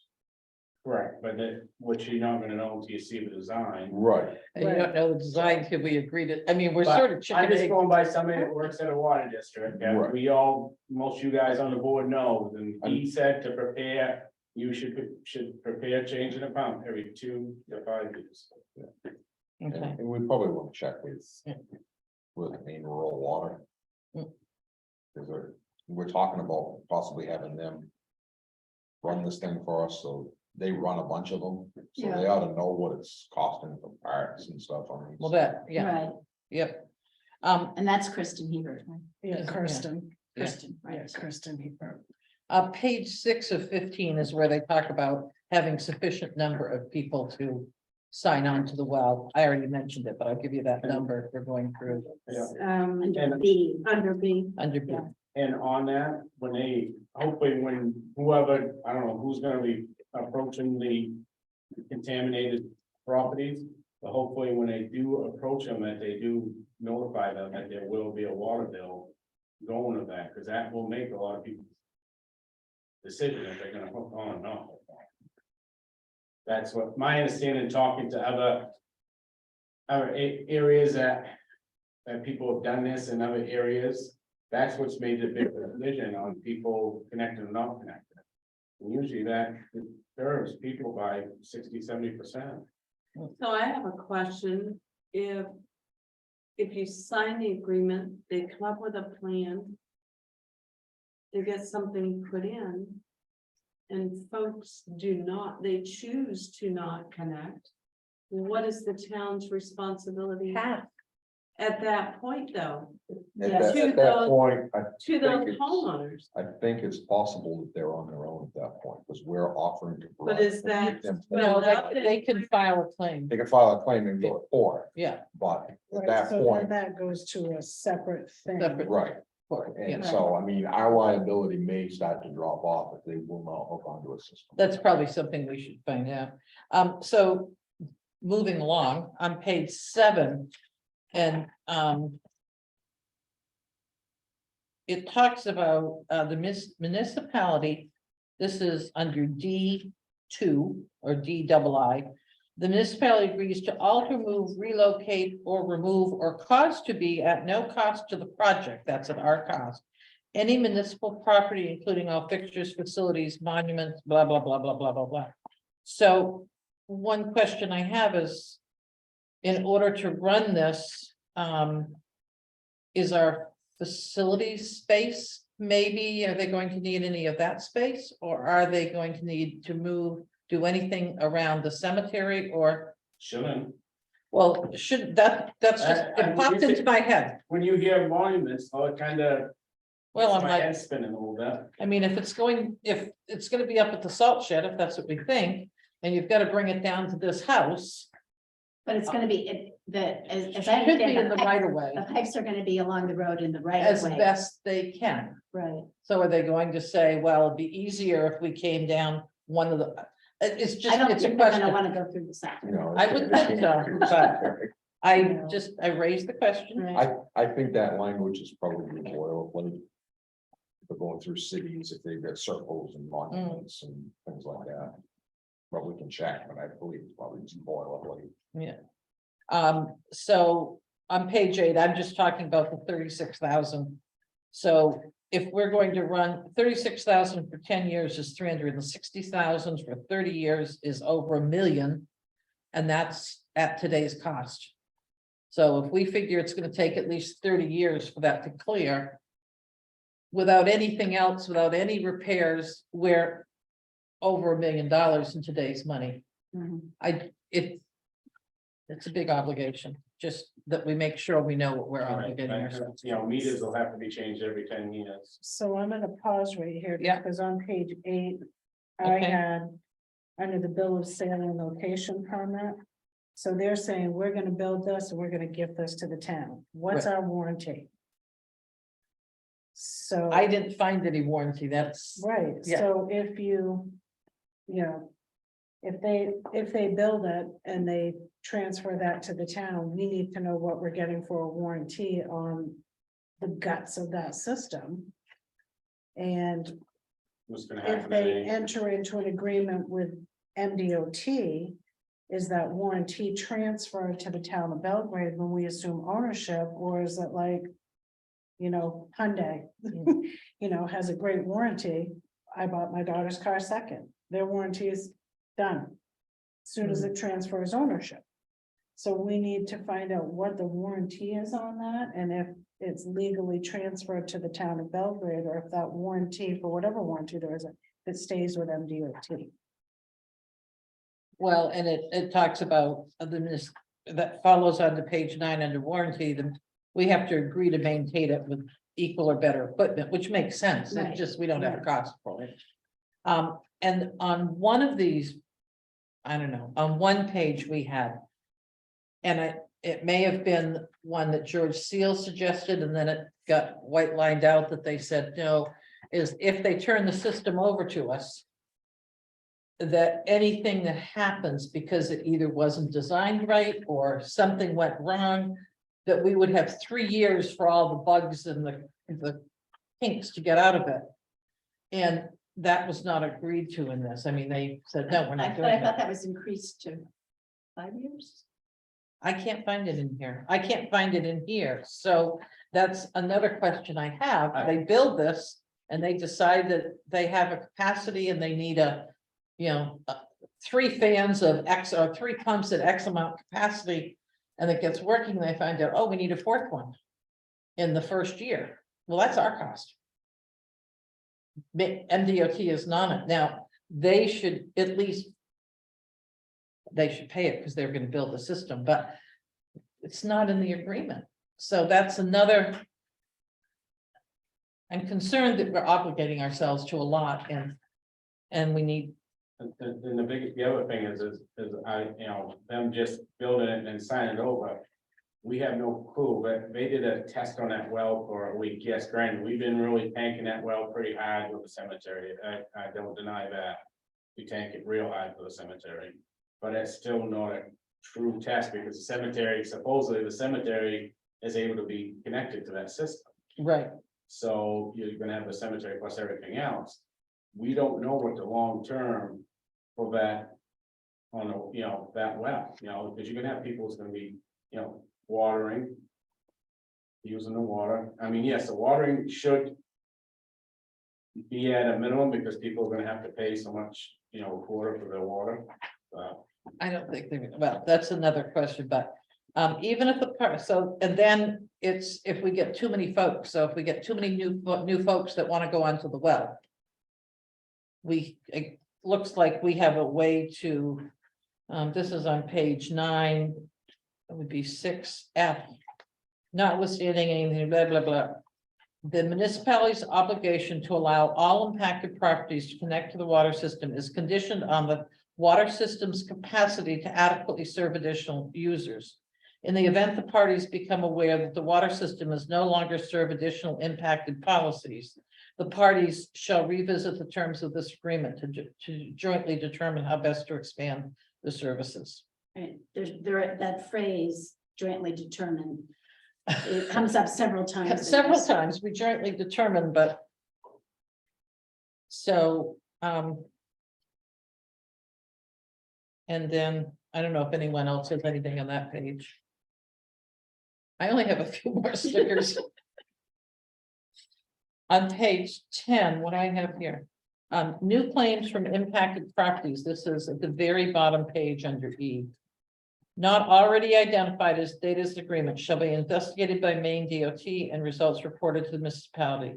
If the claim is determined by MDOT to be associated with this impact, the municipality shall arrange for the future property to be connected at the municipality's cost. So- And then it tells you later the future connection costs that we'd be paying 50-50. Right, subject to the cost sharing. agreement. Subject to the cost sharing agreement. The final resolution of newly impacted property will then be managed in accordance with everything. So again, it's putting the cost on us and the determination. And then it sounds like they're willing to pay 50%. Right. And further down on page 11, it talks about what we will pay 50% for, and that does include emergency repairs. Right, But what you're saying is a pump replacement due to use, maintenance, wear and tear, maintenance, wear and tear, that's not an emergency. So, unless we don't do it long enough and then it becomes, but. So that would just, oh, and then, so the question. The other question is, I don't think we're gonna generate very much money. We're gonna be a PUC, we're gonna have to go through that hassle and the billing and blah, blah, and the connection and all of that. But I had heard a number, it'd be a couple $100 a year, because that's what people would currently pay for their electricity on their own well. water. I mean, the water, no, the electricity to Oh, pump their the wells. the pump water, okay. So we gotta take in consideration the electricity for the wear and tear on the pump, so. that's Right, you- wear and tear, you yeah. drive that, and then the pump tank and the controls, so all that can be, Figured figured in. out, but yeah, you're still. Yeah, if you take like town of Oakland, I mean, I think the average yearly water bill in the town of Oakland is like $380 a year or something. Yeah, I mean, So I'm sure if that you- Kirsten could certainly Yeah, come up with what average costs are for. well, if you other figure, let's just say towns. it's $300 a year and we have 10 people connect. That means we're gonna generate $3,000 a year to offset our $36,000 a year. Operating costs. Right. Yeah. But it's the town's responsibility. I don't, to I'm make not it saying good it's not, I'm just saying, somehow. And the other thing I just wanna throw into the, and I'm not gonna say what town, what area this is in. I got a customer I'm dealing with in another town, nowhere's near any salt storage facility. It's on a main DOT road, and it's a salt priority road. And now, and their well is a long ways away from the road. And there's 6 wells in that area that are now contaminated with salt. Has nothing to do with the town, nobody else. And Maine DOT is like, oh, it's coming from somewhere else, but so I guess what I'm getting at is a lot more of this contamination over it here on 27, on the south side of 27, could be 100% from salt priority from DOT. Nothing to do with the town of Belgrade having a pile. And that's a lot of the issues I'm having with us fighting on to all this. You know, is this salt priority? I mean, So we had the same discussion with them early on, because you know, I was been a stickler, I've been a thorn in their side. And Dwight's explanation of that was that it crossed over 27 due to the unique geology of the town of Belgrade. And the way that the aquifer is situated. And that the migration was expected to go that way. At some point. Which is where they're also like, maybe 30 years from now, it will resolve itself. But then I remember him saying at a meeting. That the chloride in the wells was a different concentration and a different composition than what they're using for the road salt. But it's the same salt that we put in the pile. So I don't know how the differentiation is being made, but I do know, and that was my big sticking point with them, was we had 5 impacted properties in 2011, and now we have, and the only change post that was the changing of this area into salt priority. And now we have at least 15. So, that's why, you know, and I don't know that we're gonna resolve that, because they're gonna stick to, Mhm. you know, what they're saying, and that's why I didn't want us to execute an agreement with them until we had something stating from them that this would no longer be salt priority. That they won't. have, you know, and I've mentioned this in public meeting earlier on, you know, and I know we're into this thing, but has anybody in the town thought about hiring our own geologist just to get a, you know, you're relying on DOT, the state of Maine, you know, and their geologist. Have we hired our own geologist and got a report from them? You know, it may be worth the money for the tax, in my eyes, as a taxpayer, it's worth the money for us to spend. To hire our own private geologist, has nothing to do with DOT, nothing to do with Maine Rural Water, our own geologist, and have them do it. The study on it and give you a report. And are we talking 5,000, 20,000? That I don't Anyone know. have any idea? Okay. So I'll just finish because I really think I got 3 other points. I may have done one of them. On page 12, I make a note of this, and I know they've got to put it in here. But it's saying DOT intends to pay their funds What and, number? but, huh? What number? Oh, 9A. But it does say, subject to the available budgetary appropriations from the legislature. And to not create any obligation on behalf of Maine DOT in excess of such appropriations. So basically they're saying, let's hope they stay funded, Correct. which probably goes without saying. I pointed out because I was getting tired and I thought it was important. And then we did talk about if they decide not to do it after they spent all that developmental cost, we have to cost share, which. And that is on page 13, number F. And we did talk about that one. Yeah. And then the well failure, which I think is H. Unless agreement is terminated early, blah, blah, blah, blah, shall,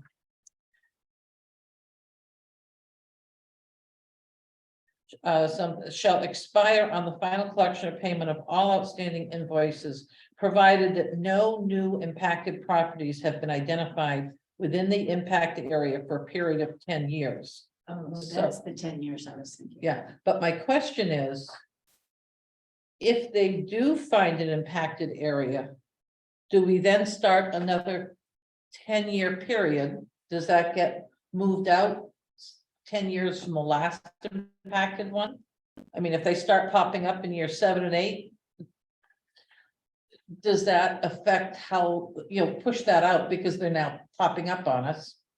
And then the other question is, what if we have a well failure? Which we've talked about backup and so on. Right. And that's all my stickies. So is anything in there on, What page was that?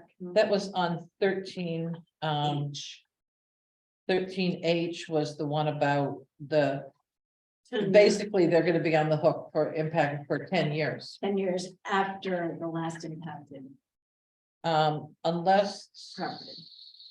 Well, it says shall expire on final collection and payment of invoices, providing that no new impacted properties have identified within the impact area for a period of 10 years. So I think that's 10 years from when. It's 10 years from now, if we, whatever we enter the, you know, But as I read this, if a new impacted property is identified, then. do we get a new 10 then- years? Then I think we would get a new 10 years. That's my question. Do we get? Does it push that out? Because it may be that all of a sudden one of the veins lets go and the flume goes and it now picks up 7 or 8. That's it. So I'm not saying this doesn't work. I'm saying there's some pieces that I think that I'm not ready to vote on. and Jack? Has the Belgrade Planning Board been involved in putting a fence around the area that's impacted and will be served by this well, or is that open-ended? Oh, what he's asking is, has the planning board said, you're buying this piece of property, but you need to know that doesn't have potable water and you can't necessarily go on the water system, like, don't develop it or Is that don't, binding on the property owner? I understand, like, the development up here. Right, because I asked that from them and I asked if we're doing new construction, if that has a geological impact. That's why I think that's why the town of Belgrade, before we sign into an agreement, needs to hire their own geologist, because your own geologist is gonna say, whoa, you guys need to put your brakes on, because this is going further, or, no, they're right. They're 100% right, they may be 100% right, but we don't know, we're relying on Maine DOT in the state of Maine. And we all know how things have gone, the state of Maine in years and years past. Do we know anybody local? Does anybody have any George contacts? Seal would be one to ask that. George, yeah, my concern is not so much Tyler Evans, because it appears as though he's uphill, but he may not be, underneath. But if you look at, the Endicott property, which is one of the impacted one, or the former Endicott property, they decide to sell, and you get a developer that says, boy, prime developable area. And all of a sudden, we have in the impacted area, 10 new houses or 12 new houses. How does that affect? I mean, it can't go in the water system without legislative approval, correct? Right. But have we said you can't build there? Or if you build at your own risk, or, and I don't know what we can say. Can we Yeah, legally tell them I that? don't think you can. The state or somebody was telling us that you can set. Yeah, I think stipulations. planning board, We planning put board that has on to board pass of us, it has to be a planning board code, doesn't it? That I don't- So that would be another question for Phil is, can we restrict development on, Should we, have a geologist come and do an independent study for the board, so the board knows in what direction to go? And at that point, should we have a meeting with Phil and or DOT? The board, Phil separately, or the board, Phil, and someone from MDOT at that point after we get a. Well, First, we need Would to you find out. feel better with, are we doing, is that due diligence for us? Would you feel better? Would our residents feel better?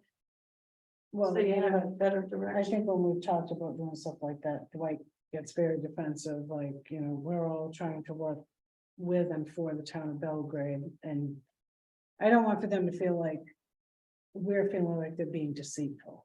I don't think they're being deceitful. I think that they're, 2018, we started trying to work through this since 2022, and they're frustrated. Yeah.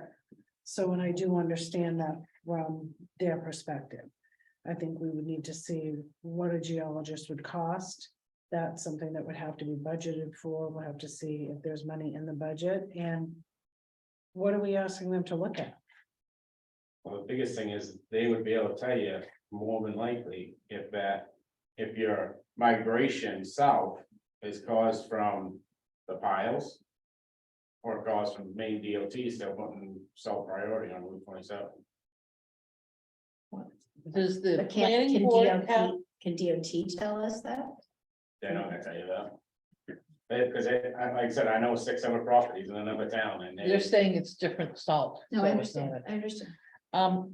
Does planning board have funds that could be part of a planning board expense so they could? Don't you have a capital reserve for the water system? Yeah, we What is do. it, we used some of it on the test well that we did. Jack? Another concern I would have is the lack of apparent, and I don't have the documents before me. But the lack of apparent communication on specifications in the design phase of this project. No, they simply won't give it to us, Jack. They gave us, That I think is a real problem. we have kind of a general thing that Dwight referenced the last time he was here. But no specific plan, because they won't put it out for a specific plan until we agree to do They it. won't put it out to bid till we agree to do it. And that was one of George Seal's big points. Yeah. That's that Water distribution line alternative evaluation, Yes. that's what he sent, I believe. Do you want this to look at, Jenny? I'm So, not thinking of bid specifications, I'm thinking of the general design concept They put that out to bid too, Jack, and the for specifications. design company. The specifications are the general specifications of the project. Yeah. That they would put out to bid for somebody to get into detail. Oh, you're talking about the specifications We're- the state would put together to put out to bid. They're buying a pig in the poke. right. Yeah. Yeah. Well, And I'm not saying we don't move forward, but I just think there are more things that we need to. When it comes to budgeting. I haven't heard much talk in any of this about the reserve needed to be funded annually to back up the operation of this thing. We do it for fire trucks, Yeah, we do it for the transfer station, we do it any place where we have significant potential for costs, major costs. right. And I haven't heard it regarding this. No, I think that was one of the points I was talking about is what would those costs be? And you're right, we probably would need to either, we need to build them into a budget that part of it would go into a reserve. Have to. I guess in budget, another budgetary thing I'm thinking about is a lot of stuff that's in that paperwork that you got there. There's a lot of ifs and ands that could be a lot of money. So they're saying that, you know, if we sign it as is or whatever, I'm not, you know, saying to or don't. Town of Belgrade could be handed a big bill. How short a period of time is town of Belgrade gonna pay that bill? Are we gonna have time enough to go to a special town meeting? And then what happens if it gets voted out at a special town meeting to pay that much, you know what I'm saying? So, It says in here they'll collect the money by withholding road funds. okay. So there's a, They're gonna get their money one way or the other. okay, Would it be helpful if we tried to talk to Kirsten about some of these questions? I mean, she's the one who runs the rural water program. Right, because they're not gonna operate our system. It's under the PUC, It's not the road. Right. Oh, So they will assist, she said she'll help us with what she can, but that they're not going to maintain it, that's not what they do. Oh, they're not, oh, No, don't. no, we They're have not to set involved up our because it's own, under and the we either have PUC. to hire someone to operate our system, or we have to train folks internally to operate the system. You have to have a board of. We should just have our town plumber take care of it. Yeah, In the town report, page 74, under capital reserves, there is a well contamination remediation fund. Yep, Current balance in here was 112,083. And did we put more money into it last year? Because everything passed. So, well contamination fund, 100,000 for 2022, and it says the current balance is 112,083. So I'm going to Right. guess the we were preceding- adding 100 to it. Right, the the preceding year, I 212. believe we put 25 in to establish the fund. Because we're like, we're gonna have to set something up here to tap into. If we need it. So we have would it two- make sense that there must be 200,000 in there? Yeah. Short some of the repairs we've done, repairs and but stuff. we already owe them 110 or something from here. I don't know if we paid part of that. 109 something. Yeah, I was looking at that back in there. I don't know if we all got it or not. That's all. I think And then we wanna make sure, Lorna, we flag that, so we make sure that we don't miss that in this year's budget thing, because I don't remember going through a Super Sunday that I The remember that water, line item, yeah, the water quality, remediation. yep, water remediation fund, And we've already paid 21,000, it's stated in there. Right, yes. so it may be that we take 21 off Yeah. that On 109. on this page right here, it says, Which page? 12. Immediately upon execution of this agreement, the DOT will invoice the municipality the remaining share of the community well installation, testing and permitting costs, which equals $33,600.94. So I don't think we owe $190,000. I think 190,000, they're talking about the new contamination on the Depot Road, isn't it? Well, it says here, we shall pay 50% as this community, this is on page 11. Documented at a total of 109. So we would But it have to sounds pay like half. we've and we've Sounds already like paid we're some. already paid some, Paid so some, our yeah. remaining balance is 33,600. But So the other thing is the repairs on the properties after you tie into the municipal water, is DOT sharing that expense? Yeah. Yeah. Okay, that's my question. I didn't know if they're building a system, then the town of Dover is responsible. But Okay. so if you look at those properties, if you say there are 10, probably there are more. I mean, could you say on an average 3,500 or 5,000 apiece? So we've got another 50,000 we've got to, Well, I can tell you the property I was working on yesterday, you're gonna have probably another 5,000 now, at least. if is not this 8. one we've already put some money into? Yep. Okay, And So we put more in yesterday, and some of the other properties, the appliance, so most of the appliances are only lasting, my understanding, talk to these people, only lasting about 3 years. So, if we, say if we replace a appliance, like the stuff I replaced yesterday. Mm. If it's 3 years or 4 years before we get a system in, the stuff I just did is gonna be, have to be replaced again. More well, if likely. I were in one of those houses, I'd say I want all new appliances and all new pipes or whatever, because The fittings, I can tell you most of the manufactured housing, most of the fittings on them are probably about ready to fail. If they haven't, been replaced yet. yeah, And then, and then if you're working with the salt for another 3 to 4 years, they're gonna, but yeah, you're looking. At today's expense, you're probably on the manufactured housing. With fixtures, appliances and everything, you're looking at probably $10,000 each place. Yeah. Depending what they have for washers and dishwashers, some of the washing machines are expensive. Under this agreement, do we have access to the water test on the well?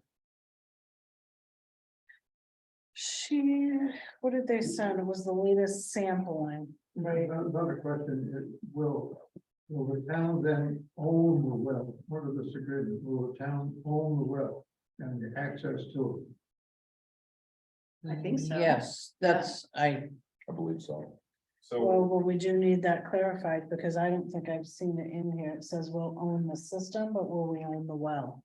That is a good question. well, in the system, in where the system's housed. Well, and and- one of the things they crossed out on the page 3 was the protection. Right, We wanted. The municipality will assume operation and maintenance responsibility for the public water system only after the water system and source water protection plan have been approved. And they commented, it was crossed out. And it says source water protection plans are part of the drinking water program, not MDEP. because I think George Seal had brought this. What happens if you have a oil Oil spill spill. or something and the well gets contaminated? Yeah. What's your insurance or liability or what? And I'm thinking somewhere that because we're under the PUC or the whatever that, or the drinking water program, will make sure that we have some of those assurances because they're worried about the well. Now, there's a cost, I assume, for that. There's a fuel tank, there's a sizable fuel tank up there also. Right. Just so everybody knows, there's a 5,000 or 8,000. Could anyone back into it, puncture it and have it contaminate the well easily? It's in a containment area, but I mean, there's accidents can happen anyways. Now, Lorna, can you add this to your list of? So can we see what the source water protection plan looks like under the drinking water program? Because one of the other things was that we wanted that area fenced off so that it couldn't be vandalized, there couldn't be Right. anything else introduced.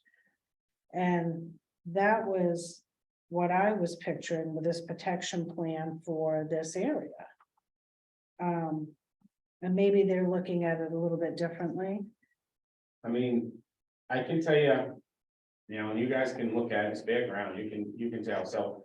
All your runoff from the cemetery road, from up here at the Historical Society building. All the way down to Route 8 and 11. And from the top of Route 8 and 11, up by Charles's yard area, down to the cemetery road. All that area, plus everything from the new development across the road, all that area drains into the well area. That all 100% of that drainage goes into that well. No place else but there.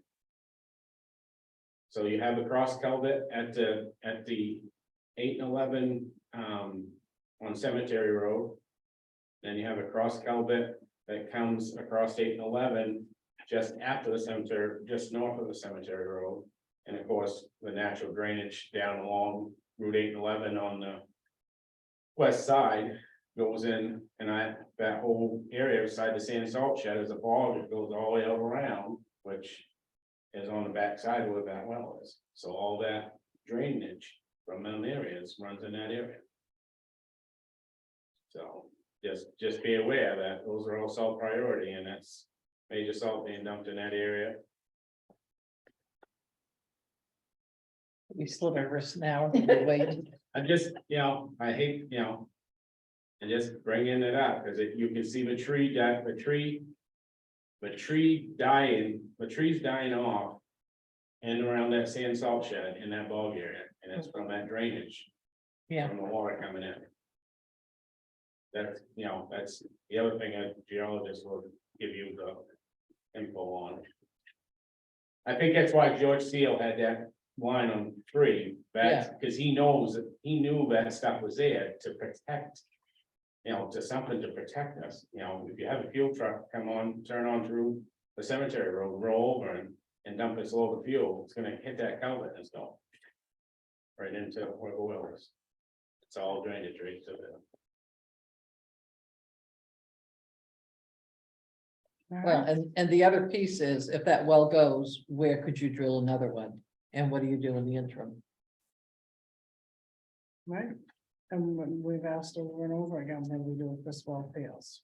What if it, and they keep saying. That's why I still think we need to get a hold of Morris and see if we can get an easement or right away to put another well up out behind his old place up high that we could pipe down. I know I was talking to him and Karen, and they were voting this last time. And they were talking about transferring a bunch of that property over to sons, his or sons, or Your sons. so we may wanna talk about that sooner than later. You know, if we could get a right away for an access road out there and they could deed us an area, you know, big enough to put a well. What would that do to the value of that property? And it's, I mean, that's, I mean, you got. I know the two wells right there. There's two wells right there that have been contaminated since I was a kid with so. yeah, I'm talking about all back though. Yeah. Yeah, you have, Okay. you have to weigh all that. So what do we do to move forward with this? Well, does We anyone pose- else have more questions? No, I mean, but if you want a geologist or something, you're gonna have to do it right away because they aren't gonna sit on this much longer before they No. go. We're done. Right. I mean, you know, my theory is, I think we need to have a work session and have Phil here, and if we can get a geologist and maybe ask the lawyers for DOT. I mean, have a real, here's where we are, how can we work through this so we can make this happen? But if you have their attorney, you want your attorney. Right, Oh, yeah, I said have absolutely. Phil here. Yeah. But how do we move forward? Because these are keeping us from doing it. Right, I mean, and I'm not saying, you know, I'm just, you know, it's a recommendation on the geologist, you know, I made it several months ago, maybe even a year ago. But Carol's got a lot of key things, you all do, I mean, and I think it's gonna take, you know, legal to on both sides to get things answered and squared away. Have a work I would session. think that we would go to our attorney first. Yeah, You And just said, these are our concerns. these are our concerns. See if there's any way for you to explain it to us that it's all right in here. right. Because the lawyer language, I don't understand legal language. It's not what I do. Mhm. You know, our attorney may go, all right, you got this concern, it says this takes care of it. Yes, you're right, You Dan. know, so if we could have him come over and go over these questions for us. We might be able to eliminate a bunch of these questions. Yeah, right. Because And- that's and what the that's what I question- was saying is I want Phil to say, It's okay. the town of Belgrade is It's protected.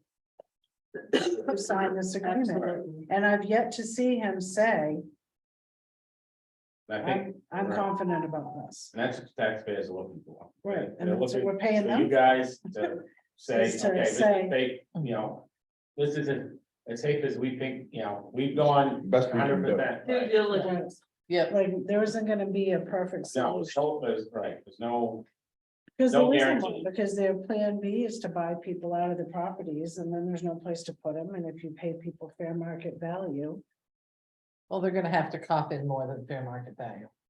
well, they won't, because the Well, state do you will not remember the pay. attorney when he was on the line and I said, what happens when this gets too expensive for 10 properties or something? And he said, well, sort of glad yeah, we might need to look at something different. I mean, the door opened a crack. They would turn around and go to eminent domain.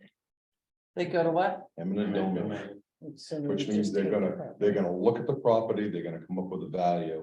This is what they're gonna offer you. If you wanna take us to court, fine, but this is what we're gonna offer you. It's the way eminent domain works. My uncle used to own a garage on where that new bridge is that goes over by O'Connor. Oh, yeah. Yeah. There used to be Wings Garage there. That was my uncle. And And when they put that bridge in, Fort Western Tire and yeah, all, like, this, we're this coming is, this is through. what you get. I mean, I don't know. I guess I want to negotiate and say, you're willing to spend $3 million. Plus. Let's see what we can do with $3 million to take care of this situation and either relocate them. I mean, that's sort of where I want to go. We throw in $1 million because we got $1 million on the table. Somehow. Right. For the next So what 30 can we years. do with 4 million to either and I think I'd like to have that conversation. It would be shot down in 2 seconds, but it just. If, Do you want to set up a work session or meeting I with think we Bill, need we an could have him executive zoom session in, with Phil for, unless you Yeah. want him in. person. honestly, can we have him in person? I Because can what tell I, him he what has I to would like come. is I would like for Phil to sit with us with his copy and we Right. go Absolutely. through, I can tell him and that. that's just, Yeah, You know. and sometimes you just want that one-on-one, you get body language, you get nuances, True. that you just get a better sense of. And we should have that meeting sooner rather than later, because you're right, yeah, at some Yeah, point, I mean, it's at some point that somebody's gonna go. This is what we're gonna do, and this is your half of the cost. Right, we're done. of course, we also waited from March to July to get anything back from DOT when they were like, as soon as town meeting is over, we're gonna have that to you. And then we're like, hi, still us. But that's the state. Right. Yep. So if we Okay. can do that, yes. So Set how about if I something up with reach out Phil. to Phil and ask him what his calendar looks like? Get some dates, I'll put those out to you all Mhm. and see if we can coordinate something. It will be a little bit difficult because we have holidays coming up, but try to get something as soon as feasible. Yeah, Right, Yeah, I think so, I mean, we have a meeting, yeah. Because our first meeting in January is early. What, in the second or third? second, I think it's third. Third, first, is, yeah, Oh, yes, because the second is. in- so as soon as we can, and we'll do our best to be there. All right, all right. Well, that was And fun. what if? he can said- you, I'm sorry, Carol, would you leave me your notes on your copy? Yeah. And I'll make a copy, I can give you that back, Okay. but I just want to make I would have to sure. keep reading it. Okay. Because mine is just my usual handwriting, so I'm gonna Okay. leave. I mine don't in want my yours. book. I'm like, over here, and there's a question to there. Okay, wow. Now that we've beat up old But business. just a question regarding Phil. If he says, I could do it by Zoom in the next 2 weeks, but if you want me in person, I can't come until the middle of January, or something like that. Do we? Let's just find out what we can do. I Okay. don't wanna go to worst We can case go from- scenario, we and if can we've go got to from there negotiate a little bit differently. He but refunds. We used to, when we paid for our attorney, that came to all the meetings, we didn't have a Zoom capability, Yeah. so. That's There's true. nothing That's wrong with true. us asking our attorney to actually be present so we can all field our questions and be looking at the same document. Yeah. All right. So 2023 wages and benefits. Oh. Take a motion to open that item. So moved. Second, All right, moved and second.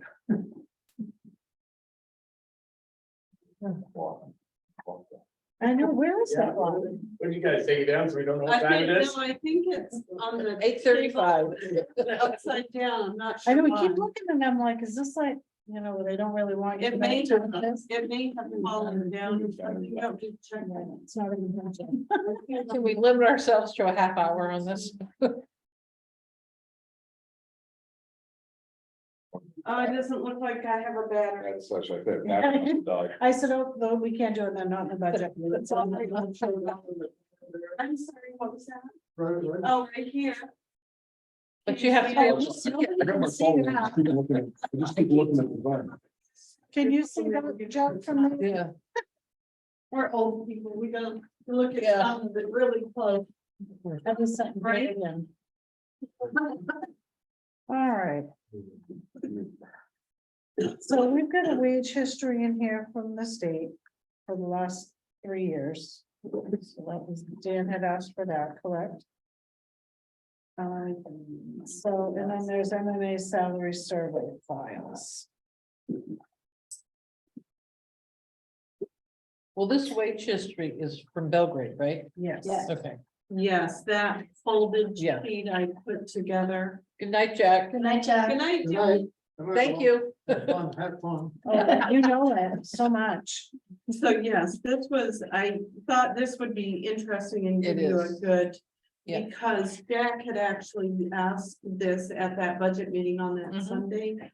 He said, how did we get to the point where we are right now? Right. Right? So this shows you each Mhm. year. Right.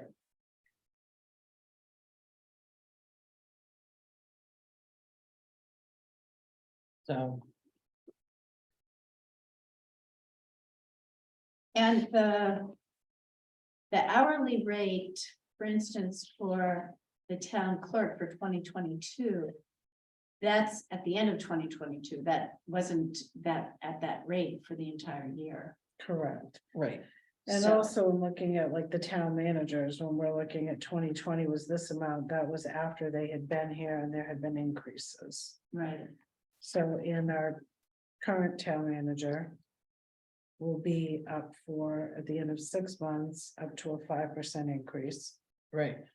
So that one's a little bit trickier because. There can be some other bumps in there.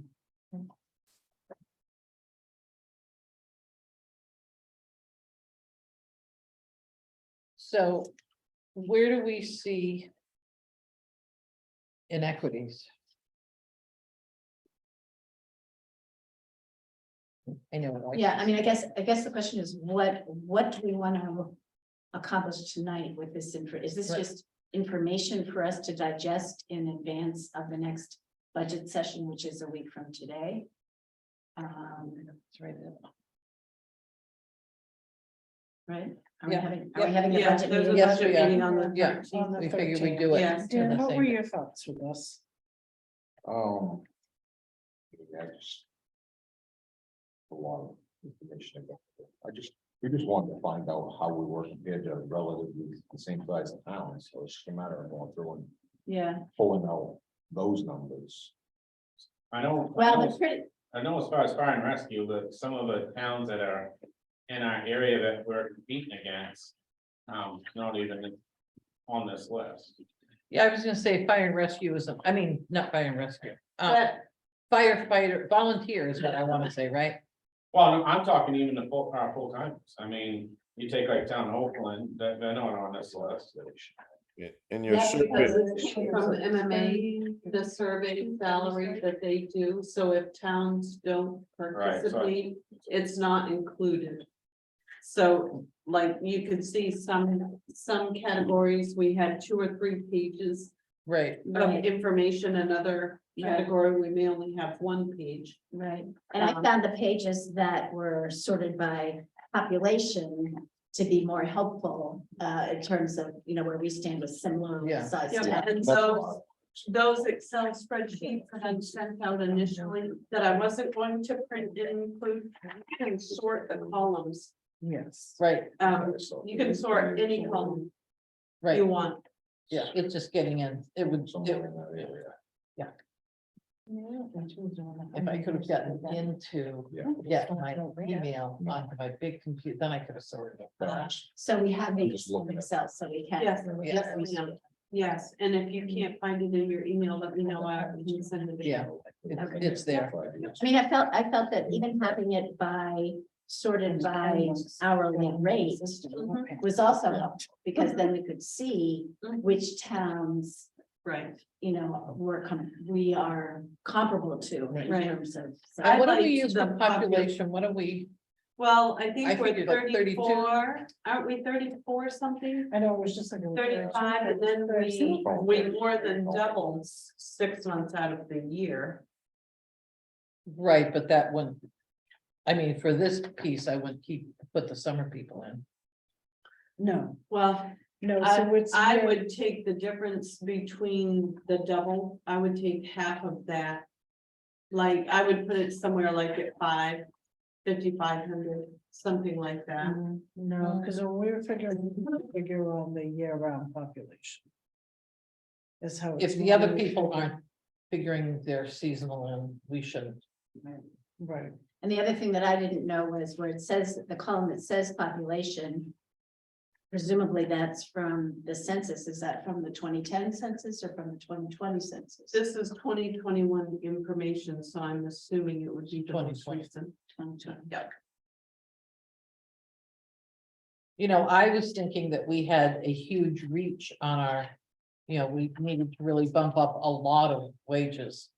And there's some that need to come up, but not nearly as much as I was anticipating. well, and the other thing I want us to be cognizant of is.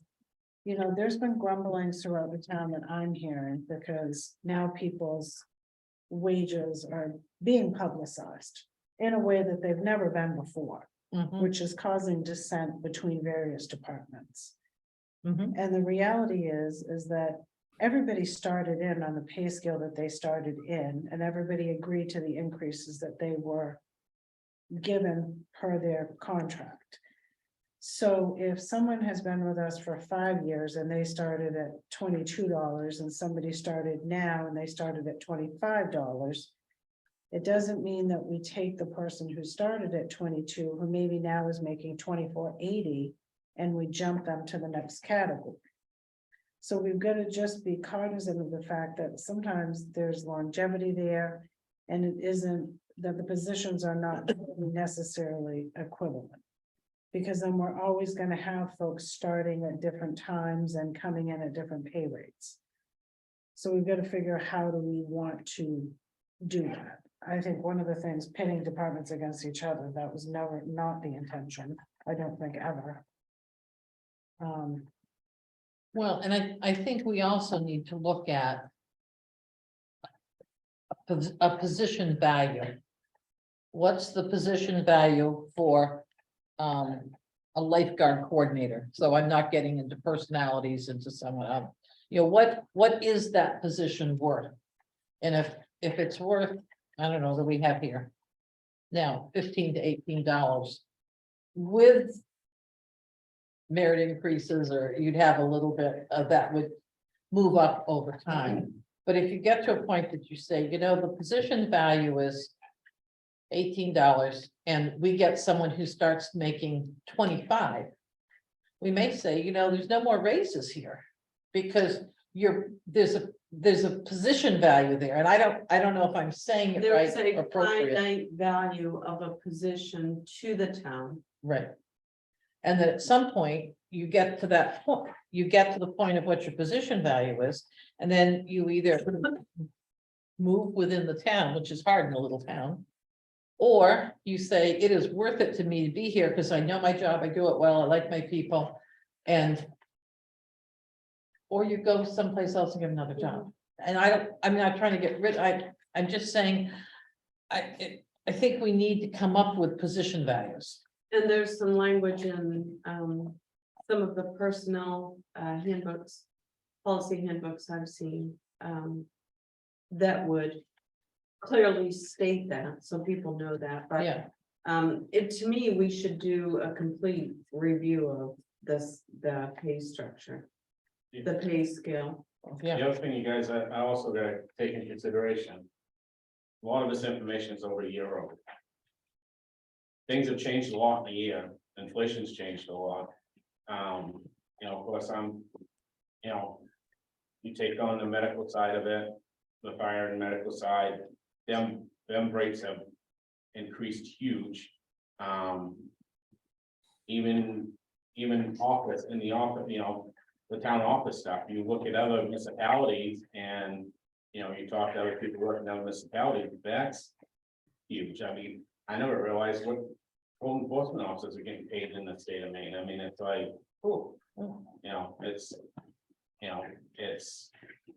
Well, and the other piece that we sometimes forget is, you know, you look at someone and they're making $50,000 or $60,000 plus roughly $15,000 in additional benefits.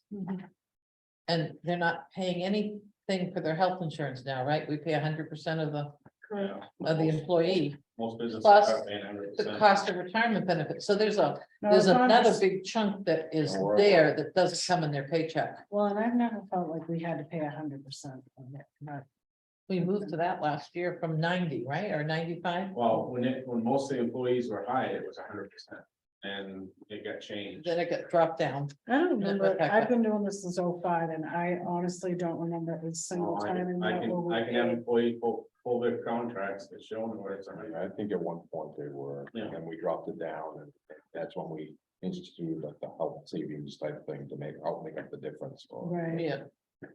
So, but I mean, I agree, we And need we a did comprehensive do, look at it. we did do a wage review. Was it last year Denny was here? Because when we were trying to figure out when the minimum wage was increasing, we did a wage review then, so we've not just sat around doing nothing. So. Well, and then last what year we wanna do brought, is we wanna go back and everyone take got a a- look at what we did before and not start from scratch, because then that's just redoing the same work over again. and then last year, everyone got a, what, or 2 years ago, everyone got $1.50 raise because we brought everyone up to a level, and then everyone across the board got the $1.50. Because of the So minimum there. wage increase. Right. So. Well, the minimum came up, but we gave everybody across the board, I believe, $1.50, if that's Correct. what the bounce was. So what we want to do is we want to look at what we've done previously. We want to pull the Was that data that last we year? had. Last year was one, and prior to that, it was probably, I'm gonna say probably 2018 or 2019, because those were anticipating the raise in minimum wage. We looked at our pay scale across the board. We did Yeah, the 'cause same thing. Anthony where was we here put- then, right? Anthony was here then, and we also did it with Denny. So, and I think Denny's last year was at 2016 or 2018. I don't remember the end of his thing. Yeah, 2018. I think it seems like maybe 2018. I'll So see we've if I done it can then. find anything. Yeah, Yeah. ask Mary where she keeps it in the computer. She'll be like, right here. Hmm. Well, So, if we- Can I say something on this? This is Dan McKenna. The wages are changing so drastically. I don't know how you can go back 2 years and start with those numbers. It's the fire rescue service, and I mean, I see all the town office people got huge raises last year. Not everybody across the board got that. So I don't know where all this discrepancy is coming from, and thinking you're gonna be able to just do this from 2 years back and updating and getting a core number, because this is changing every 6 months, at least in the fire rescue service, and looks like in the town office too, so you can keep your people. I really think you gotta look at the area. I mean, Oakland, they're starting to pay the EMTs right out of the, brand new, $25 an hour. That you just can't say, well, we give you 100% insurance or we do the retirement. Well, they do the same thing. So you're gonna either keep your people or you're gonna lose them. And I think you need to stay ahead of the curve myself. Dan, what about volunteer firefighters? Those numbers aren't on here. What's the hourly rate, or what's your recommendation for an hourly rate, or? We usually do that as the normal raise coming up through. I mean, the membership is declined. It's hard to get anybody to come in for that, but we always do like whatever we give the raise for the full time, then we'd give the raise that percentage or whatever and they're a little bit less than the full timers, are quite a bit less. I can't remember right off the top of my head. I don't have the numbers in front of me. Unless Travis is on here too, I think. Are we competitive with our volunteers? Because I guess that goes into your budget, but I'm just curious. I think so. I think it's the full-time people that's where you gotta be more considerate. Right. Because, I mean, it's you, I mean, you talk to ambulance services, they're jumping ship because, hey, the next one's offering $2 more an hour and a $3,000 sign-on bonus, but it's the same insurance. It's crazy out there right now. And we did a survey, that MMA survey you got or whatever it is the numbers aren't even correct.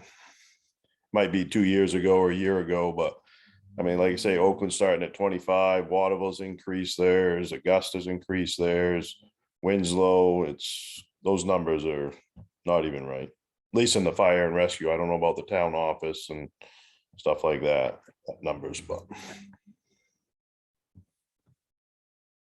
And I wasn't here during, when you made your presentation. Did you put in what you felt those wages should go to?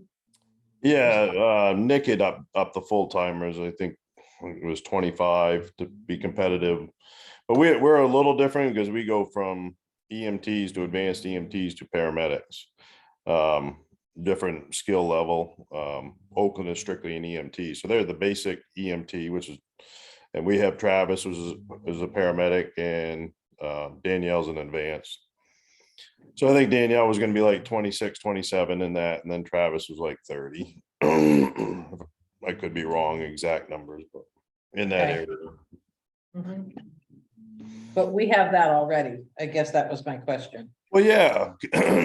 No, we're not paying them now. We're proposing that. No, I mean, we have that information. I'm sorry, I didn't say it right. Yeah, Nick figured that out, but Okay, all right. I thought that's what you guys were discussing is why are we asking for these numbers? It's not like we did our research. We called the local towns in our area and tried to be competitive with them like Delta, so we're not losing people back and forth.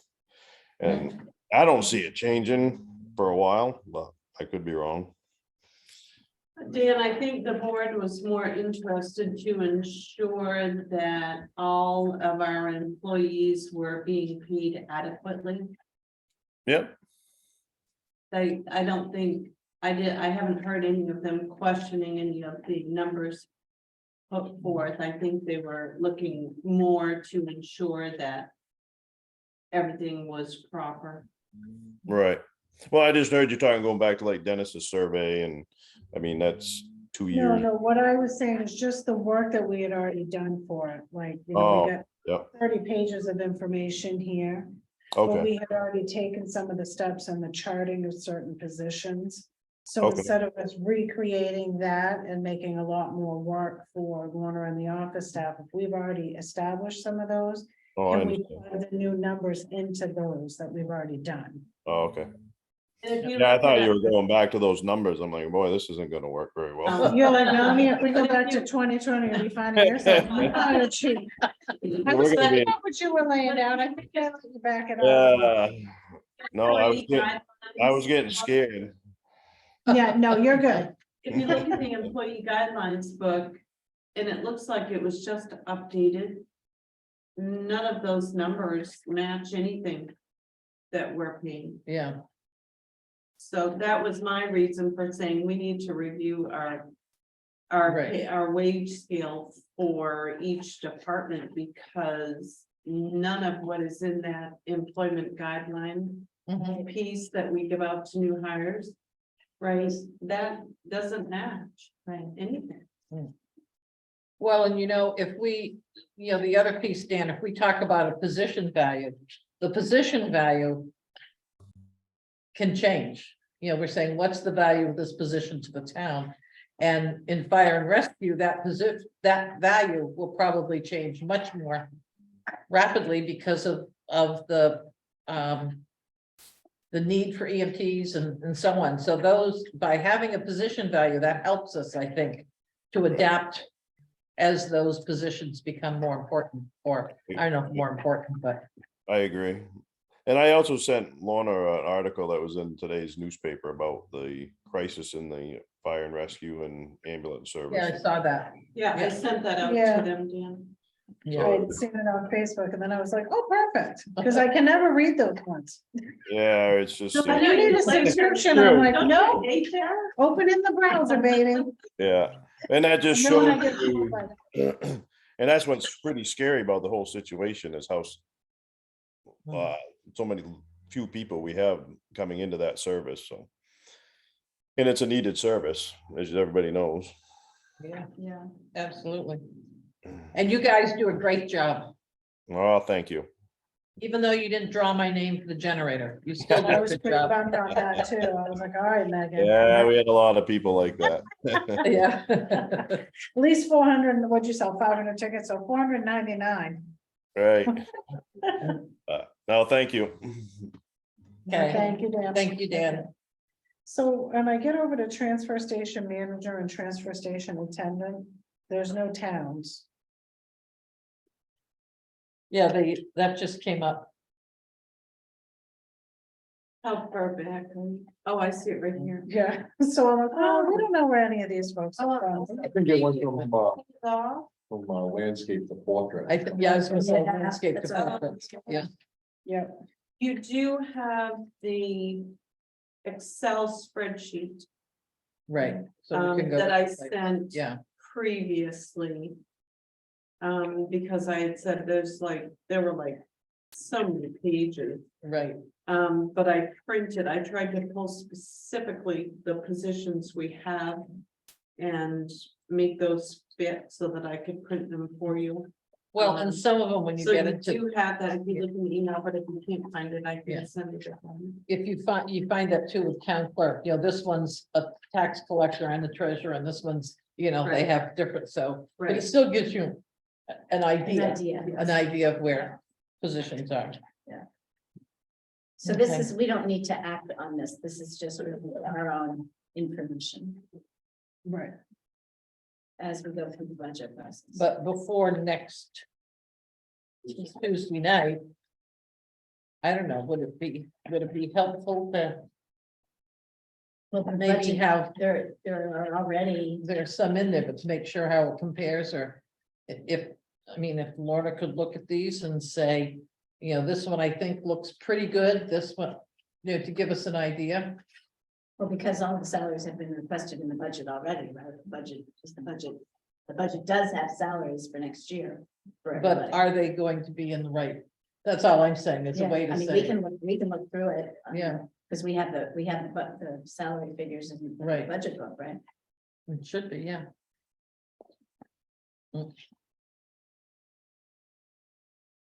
Well, thank you for pulling that together.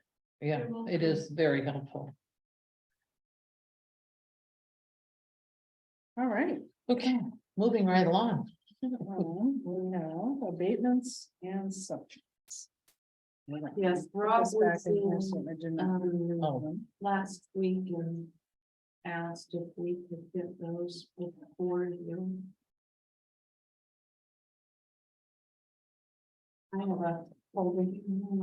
All right, so first up, we have an abatement. Oh, so first let me Do we need to take a open? motion, open that item. So moved. Second. Okay, moved and seconded. Now that item is open for discussion. So 12.6 explanation of an abatement and supplement. Abatement number 22-08 Stanley Lloyd Trust, map 9, lot 44. The abatement is to correct the assessment of the land. And the acreage has been updated. There is no supplement. That is simply a correction. So abatement 2022-08, the Board of Assessors for the Town of Belgrade has issued an abatement to Stanley Lloyd Trust in the amount of $104.58 of the real estate taxes for account 784 RA. I will make that motion. That is moved and seconded. Is there any discussion on that? All right, seeing none. All those in favor, Dan? Yes. Carol? Yes, Barbara? Yes. All right, 4 yeses. Then we have an abatement, number 2022-09, the Board of Assessors for the Town of Belgrade has issued an abatement to Stanley Lloyd Trust in the amount of $338.36 of the real estate taxes for account 3553 RE. The abatement is to correct ownership. There's a supplemental backup on the other side of this. So the amount to abate is $338.36. I will make that motion. Yeah, that is moved and seconded. All those in favor, Barbara? Yes. Carol? yes, Dan? Yes. All right, 4 yeses. There is an abatement. Guardian Sons Holding, map 4, lot 38A, ACC no 2246, an abatement 2022-10.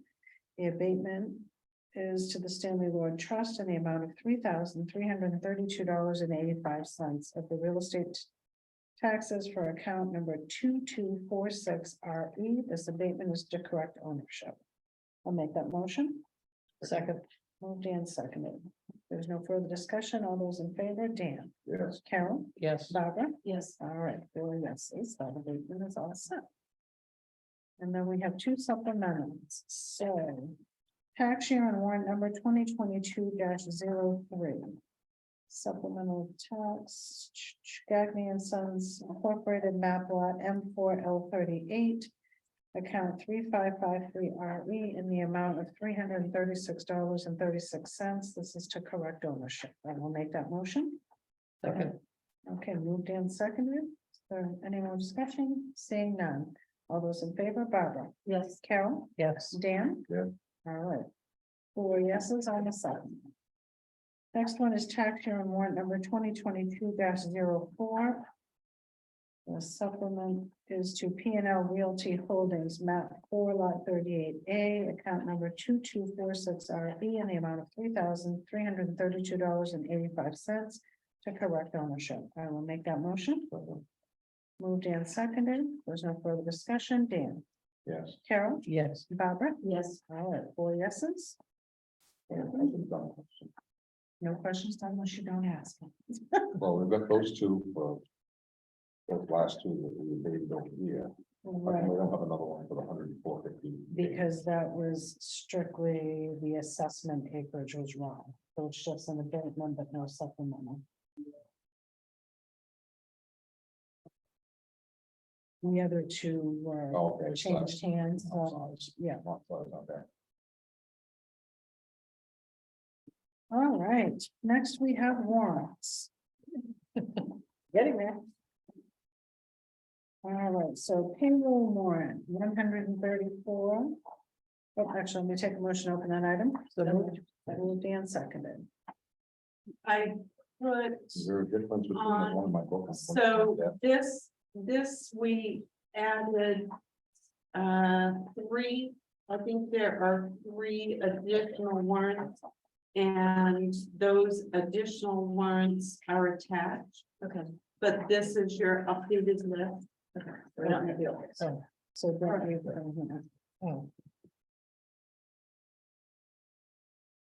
Okay, Sorry about that. so You already picked up your binders. When I had this in 4. Okay, do we have new warrants for it? You have warrants attached, so 140, 141, and 142 are paper clip. Okay, that's these here. All of the other warrants in your binder are correct. These are just the 3 additional. Okay, The top sheet is just an updated list. updated list, Okay. makes it easier to go through. Yes. okay, so payroll warrant dated 11/23/2022, warrant number 134 in the amount of $18,445.28. I'll make that motion. Second, Moved and seconded. Is there any discussion? Seeing none. Barbara? Yes, Carol? yes, Dan? Yes, All right, 4 yeses, that is approved. Okay, next, we have the BMV warrant.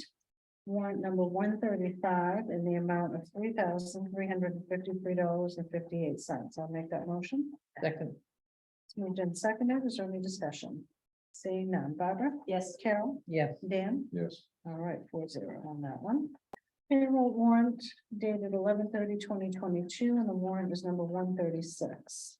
Total amount is $17,423.78. I'll make that motion. second, We moved in second. If there's no discussion, Barbara, yes, Karen, yes, Dan, yes, all right, 4 yeses, we're good on that one.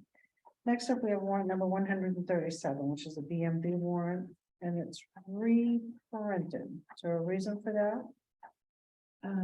What number was that? Warrant number 137. 137. Was it just, did it already go out or something?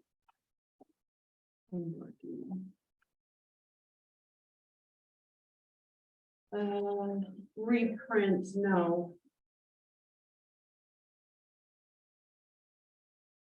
How do I did a reprint on that?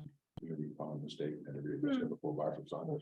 He obviously had to reprint it, but this is the only one we have. It's maybe he lost, maybe it got destroyed, maybe it got eaten in the machine when he printed Right. it, so we had to do a reprint. And if you do a reprint in Trio, Yeah, it you will have to. print, it will Right. print that on the top automatically. Yeah, The because it copy- the only lets copies- you the copy do it still. once. It could be, yeah.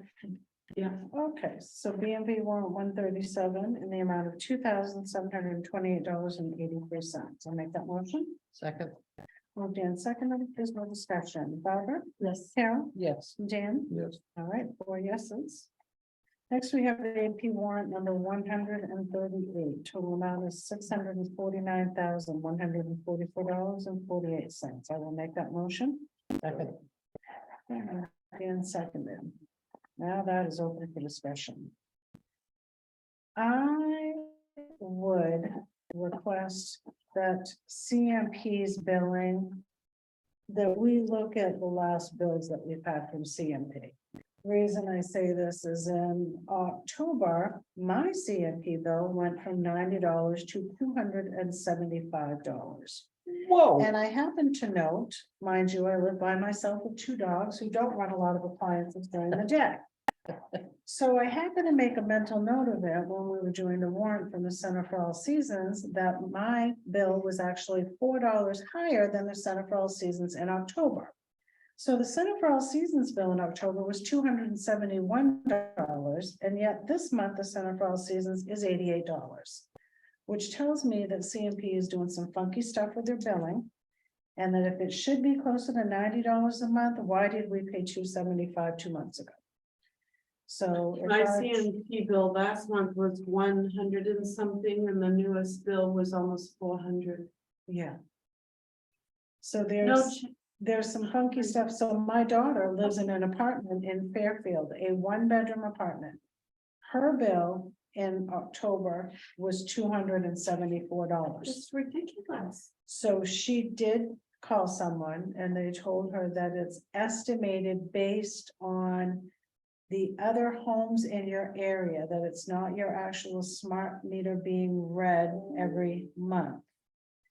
Oh, So and I this was the said- Correction. So I said, well, this cannot be, you can't estimate someone's electricity bill. Because it should be based on your actual usage. I haven't called them to squawk myself. Yet, because I was kind of waiting to see what the flow was going to be with it. But if our treasurer could look into the fact why 2 months ago we paid triple what it is this month, because we'd like to pay the accurate billing. Seems unusual that it would be going down when all the electricity bills are going up. My only thought is if they've been billing on an estimated billing and somewhere I'm thinking they can do that. And then they true it up Right. and the big bill is truing it up. And then they do an estimated billing and then they true it up again. Because then by that, I would be estimated with the colonials and homes around me that have whole families in them. Right. So just that was my little circle here. I was like, oh, look at that. We're down to 88. Isn't that interesting? And the lights are on more. Right. And the lights are on way more. That was the Look at cost the of town return office back. electricity, $836.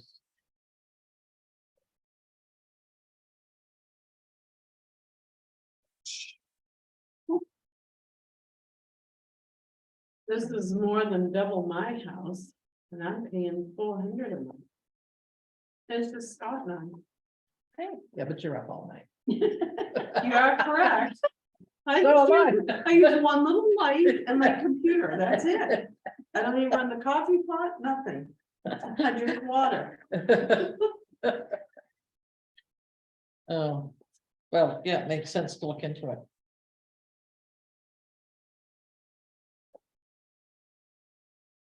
Now, under Deer Follow construction, I'm just looking at this dugout pad for the transfer station. That we paid $660. What was the name on that? Sorry, this is on page 3 on the bottom, Dave Follow construction. Just what is the pad that we dug out of the transfer station? The new office area, I believe. But, because the new Was that for the new office, building? yeah, Yeah. Had to dig out the old one and then that put he's, the new one on. Ken's been waiting a year for, More than a year. yeah. Looks nice though. And did we ever get the documentation that we asked for at the budget meeting on what we've spent on that building so far? We do not have that yet. Kenny does, he's not in the meeting anymore. Okay, I yeah, don't, 'cause- I don't have that information on it, but Because that's I pretty was- sure Kenny does. yeah, because I want to see what that bottom line looks like. I'm looking under 8, maybe I have to be looking under D. Yeah, it's on here as alphabetical as the Yes. Okay, sorry. D for Dave. David Howard. I've got John's. After consolidated communications. Consolidated, David Hollow, there we go. 3/4 inch gravel. Mini excavator at the cemetery. Mini excavator per hour dugout for pad at Belgrade Transfer Station. I can almost guarantee you that pad is for the new office for Ken. And I think he's finally moved into it because they've taken, Oh, they waved at me. Yes. they- yeah, the old desk that was sitting in the corner of there. Yeah, That's gone, so finally, he's got his own spot ready. Yay. Were there any others? Yeah, on page 4, Haley Ward, the attorney's office, this is the Dunn Road landfill, or Haley Ward, they're not attorneys, they're, Laboratory. Yeah, that's well testing. oh, okay. Laboratory fees, $487.83, and then reporting $233.75, total No. bill $721.58. Okay, 721 and then 1287.50. Is that testing? Oh, yeah, I see another one, Yeah. environmental monitoring and PFAS sampling. $1287.50. Okay. yeah, So Right. I, because you may want to check with Kenny on that. I thought Maine DOT was paying for the PFAS test. Yeah, because aren't they requesting? Yeah, The they testing. requested that and they said they were covering that cost. He was, I thought he was on. Yeah, he left just did about it. can you sign it? It's just an invoice. Oh, I'll ask him. Yeah, I know if we have to rebuild the state bar. Yeah, 'cause Yeah. it was discussed in our last meeting, so. Okay.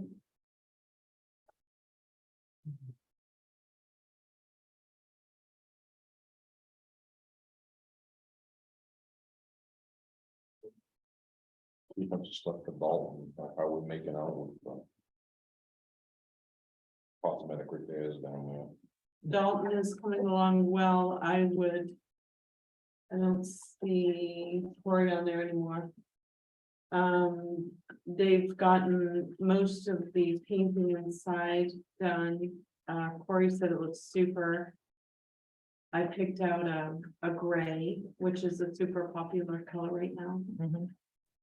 So once it's pretty much complete inside, I'll go down and get some pictures and get those to you, but.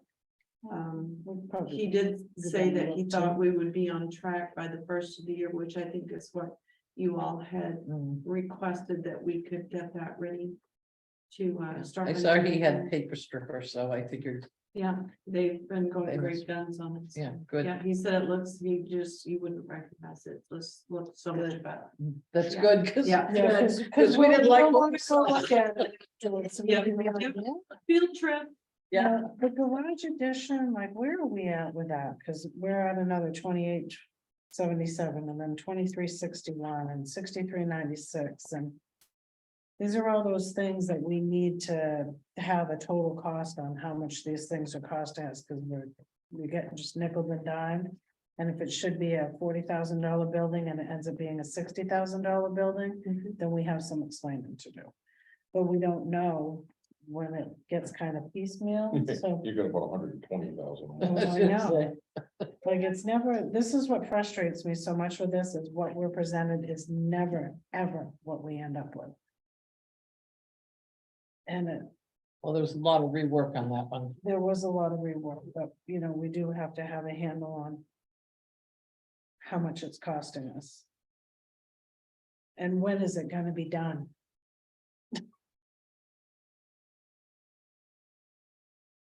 So I got, we need to know with our projects, like what's left to be accomplished and when can we consider these projects done? The office at the transfer station, the maintenance garage, when are we done? Cause then we got all the other stuff of the summer fall season that we're gonna have to tell. Kenny said that, he just needs to get the security system moved over. That's what he told me Saturday at the. They told me they were running portable heaters. Mm. And I was like, la, la, la, la, you can't hear that. All right, do we have anything else on this one that anyone has questions about? So would we like to see for a future meeting? A status report? Oh, on you're right. this? Yeah. Yes. Now, did we buy a leaf blower or did we rent a leaf blower? Because 651.98 is a pretty good leaf blower. No, Right, back leaf blower. Yeah. Who's the company? Manchester Motors. Manchester? All right, back, earliest deal or.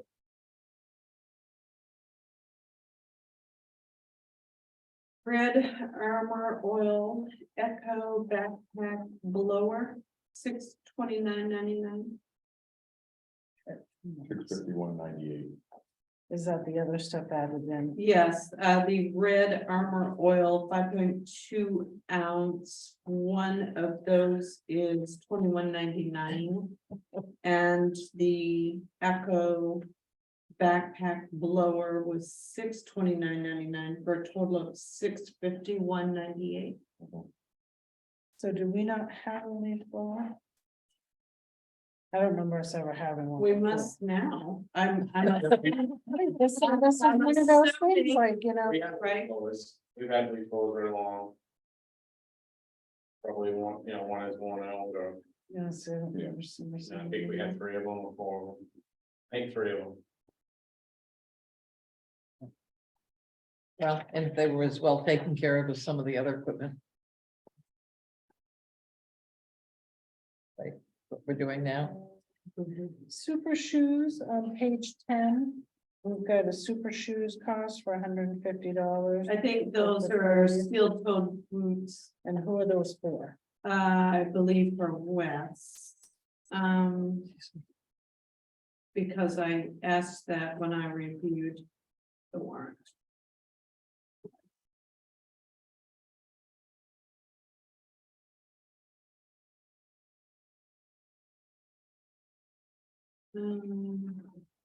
Oh, mine. Those Yeah. are steel toed shoes. It doesn't tell me on here, but I'm pretty sure when I asked Nick about it, I believe that was Wes. Yeah, because I put who on there, now go Yeah, ahead. I don't have a problem with paying for the clothes and stuff to people, but what's our policy? Because we pay for one pair of boots a year. Oh, my apologies, Andy. It says on here, It's 1 pair of boots. yeah, it's one pair. of One boots. pair of boots, and then I see other clothes. and There's stuff. allowance for each employee, X amount of dollars, about. I would like to actually see that and Yeah, review that again. Because I mean, it's a Yeah. transfer, They it's allow- public, maintenance people, That I can't. you know, answer 'cause I yet. mean. You know, because I remember years ago, the transfer station, they were supplied nothing. And Right, so I and all of a did sudden they started fight getting for us, everything. right, so I did argue for us to. And I believe at the time it was up to $100 towards a pair of boots that we provided, coverall clothing for the, something warm for the winter time. They were working in that building with no heat. Mm. And that cement floor, and they were supplying their own stuff. So the request was that we provided some reflective clothing, but we probably do wanna. Yeah, I'd like to see that, 'cause I mean, think- most How much companies, would- when you go to work, I mean, sometimes you get a boot allowance, sometimes you get a small clothing allowance, Yeah, I think it's $300, but don't quote me on that. so. So we want to know what the clothing allowance is for any department? Yeah, just what are we paying for? Is it one? Should be in the departmental budget. We Yes, don't, there should be a line. right, There is, there is. on the Yeah, I just want to see what the transportation. policy. I wanna yeah, see what and the policy is what's about. our policy? Okay.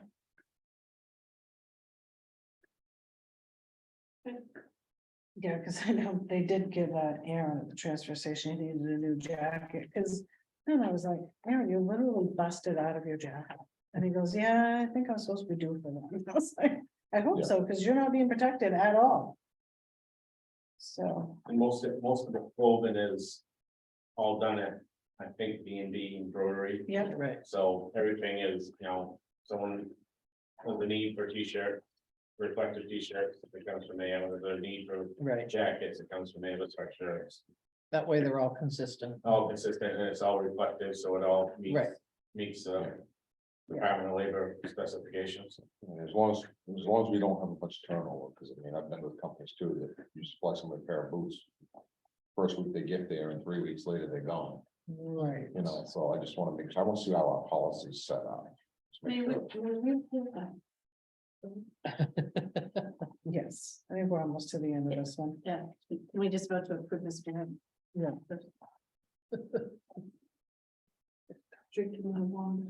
And then my only other question is, it's actually page one, for some reason, on 139.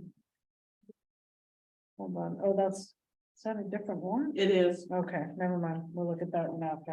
Okay, I'll take a motion on this one if there's no further discussion. So moved. Second. Okay, moved and seconded, all those in favor, Dan? Yes. Carol? Yes. Barbara? Yes. All right, 4 yeses. And then we need a 2-minute break. Yeah. Everyone stay in their seat. She's coming through. Advantage of 2-minute breaks. Huh? I'll take advantage of the break. Yeah.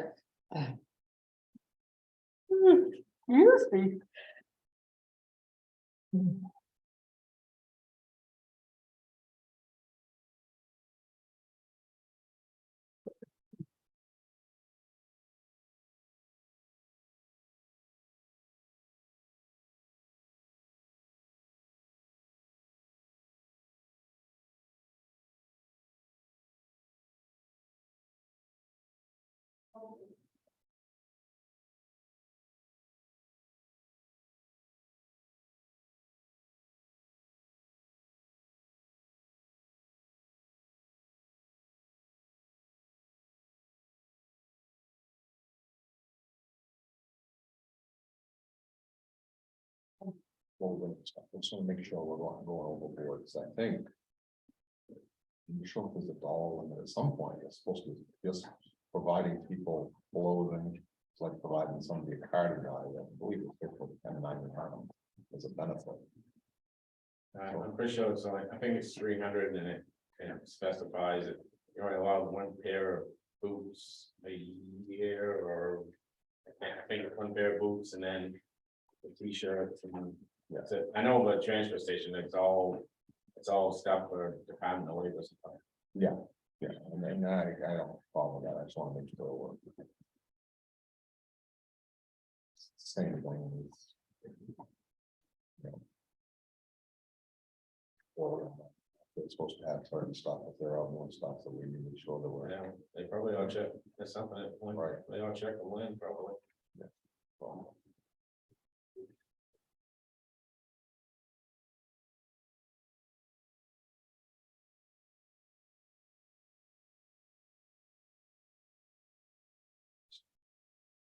I know, we've all done it 100 times tonight, and I was like, geez. And I look over there, It was one. when it's funny, because I look over there and then I start looking for it. Me too. No, well, maybe they just moved it to, no, I really can't find the clock, and then I was like, they don't want us to know.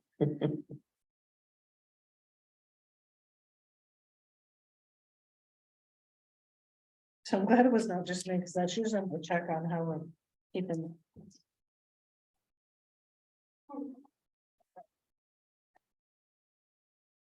So Dan, how's your trip? Was it good? Didn't want to come back. All right, so warrant number 139 in the amount of $2,537.48. I do have a question on that, and it's the yoga class. So do we pay the yoga instructor ahead of time, or is that the money that's specifically collected and then we pay her what's collected? That I don't know. But I can find out. 139. 139. Yeah, 139, Julia, yeah. Yeah. or I wonder if we're paying her to put the yoga class on. Yeah, she's probably the teacher. Right, and then I think the class pays and that comes in as revenue would be my guess. Likely, of course, you wouldn't see If that you all here. remember the yoga discussion that we Yes, had, I the do. checks that were collected that went directly to the instructor. Right. They need to So- come to the town though.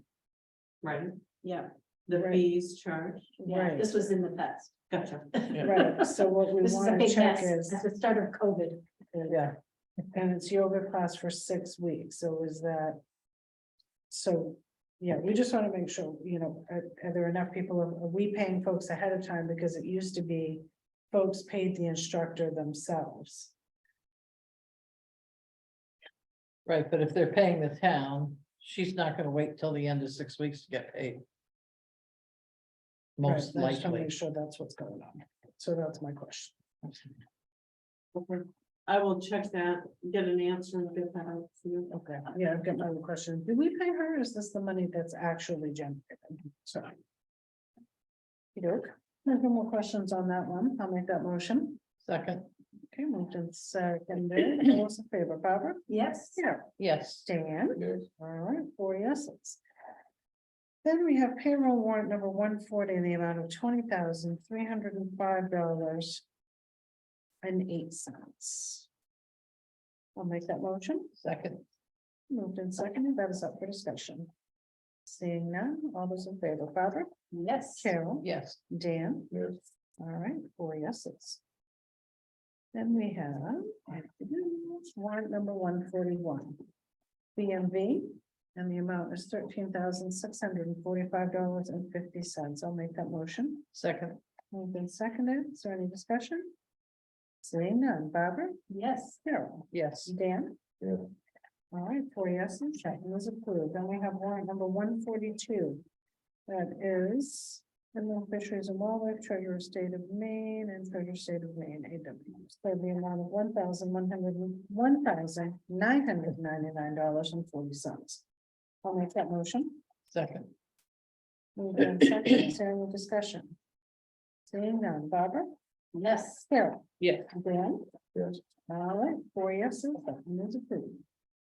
And Dan, if you can put this in this folder. It's on third all as well. Okay, next up, we have the town manager's report. Very short, with the Christmas and New Year's holidays falling on Sunday this year, both of these will be observed on the Monday following. So that would be December 26th and January 2, in compliance with the town's employment guidelines. We plan to close the financial books for 2022 on Friday, December 30, closing to the public at noon, which will allow enough time to wrap things up and still be able to reach out to Trio in the event there are any issues. Would the board also be willing to consider allowing employees to take a half day Friday, December 23, as part of the Christmas holiday closing at noon? And I included some items we were going to try to get to this meeting, but these will be upcoming. The History House security, we have a follow-up on that. That was tabled from another meeting. The main PERS buyback for fire and rescue, consideration of the annual town report dedication, memorials and cover photo, and bottle box applications, which were due December 1. So in the bottle box applications, we have 2, correct? I believe there are actually 3. And they were all in before December 1st. Correct. it would be helpful for me if we could have a list of the folks that passed away in the last year as we're looking ahead towards dedication of the memorial. Right, so what we had done was initially the report that Mary had provided was good through November 18th. So I requested that we push this until the later in December meeting so that we Right. could get an updated list. And Also- those come along to the Excuse me. fact. Yeah. And also, don't we need to review the snowplow, the snow plowing bids? If Yes, there's- that If there are any bids that that is come- due the 16th. So anything that comes in, we'll also have that on your December 20 meeting. Yes, Okay. Yes. Yeah, what Lorna did here was when we were reviewing the draft agenda, trying, knowing this was gonna be hefty, these are the ones that I asked that we move to the next meeting. Yes, these were actually on this. Oh, they were today. Oh, Yeah. Thank you. Right. Well, I think, along all those abatement and stuff we did, Scratch my name off. all of them. I was wondering. thinking the because you- same you thing. I was didn't like, do it them was technically previously. in the Yeah. process. I just, I want to go through ready, looking at him sign and go. I can't sign, I can't sign those. I was And I thinking think you seconded some of those. They have to go through and just. I second any that Dan seconded. If you could do that. Yeah, if you just want to change them over. Dan second, Barbara second, Dan second, Carol second. Actually, I can Dan second, but second. I just can't vote on Oh, So if we could just pull his votes Yeah. out, so they're Just- three. So Three and three one to one. extension. them. Yeah, Yeah. Okay, Dan abstain Yeah. on all Yeah, I of can't. those. I can't be an Those. assessor and be in the legislature. All right, what are you guys' thoughts on this half a day Friday? So we're gonna go do a half a day Friday and then a full day, the day after Christmas. We normally had given half a day on Christmas Eve.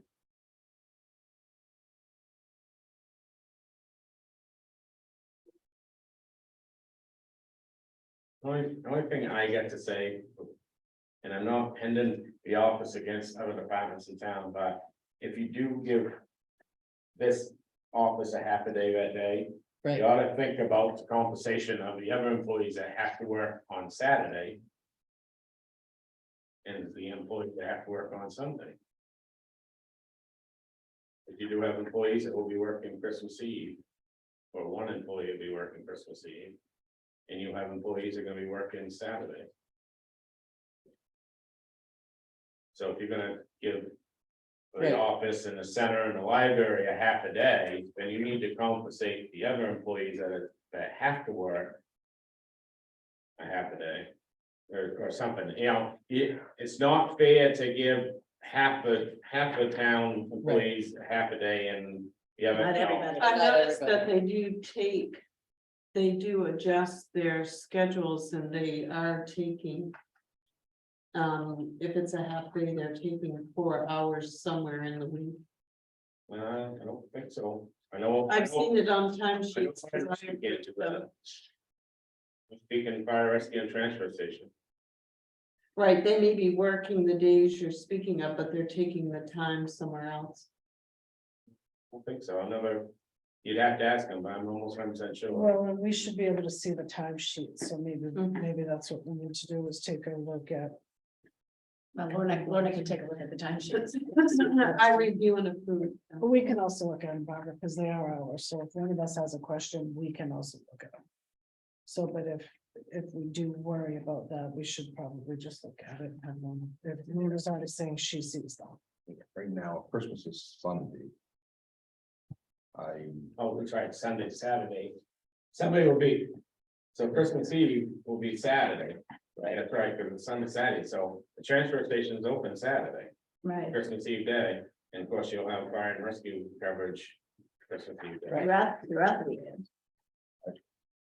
I say stick with. the Fire holiday. and rescue and law enforcement are all 24/7, that's normal. I mean, It may be normal, but if you're giving other employees in the town Right. time off, you need to compensate the other. Well, they get time and a half for a holiday. No, we do not. Well, I'm not a full timer, but our full Full time. timers get time and a half if they work a holiday, If they work Christmas Day, Christmas Eve, no, because Christmas Eve isn't a holiday. holiday. correct, but Christmas Day, Christmas Day is only call coverage, as in, if somebody, if a DM takes that day. Or it goes to, like Dan and I, Right, for call for Christmas Day. and we get paid straight down. If a Right, full we get paid time, straight time. if full-time fire rescue works a holiday, they do get paid time and a half. But, right. But what I'm stating is if you're gonna send the office, this office, the rec center and the library home a half a day on Friday. Then somehow you need to compensate the other employees that are gonna be working Christmas Eve day. Right, and the library generally is open Friday from 2 to 6. I say we just, Monday's a holiday, Monday's a holiday, and Yeah. we'll just call it that. So you're saying not let them leave? Right, 'cause Christmas But, isn't until Sunday. You know, it would be different, you know, if Christmas was Saturday, then we'd be taking Friday off. You know. What's the because state it'd be doing, Christmas, Danielle? you know. Normally. I don't know Oh, what they're doing. Christmas Eve. Yeah, but Is it some noon or places, 4 o'clock? yeah, like I say, sometimes they go out a little bit early and have a party in the afternoon or we get Right. together and. What about having a Christmas party for the whole staff? Drop in Christmas party on Friday afternoon. 12 to 1, come for lunch. Barbara's planning it next. I'm gonna be in, I'm not gonna be here. You should be I'll away. Working. I don't get Monday off. Give it a while. Yeah. So do we have a consensus on this? That should be a full day of work on the 23rd? Okay, so we can call a vote. What do you- Dan? I say just work all day on Friday. Okay, Barbara?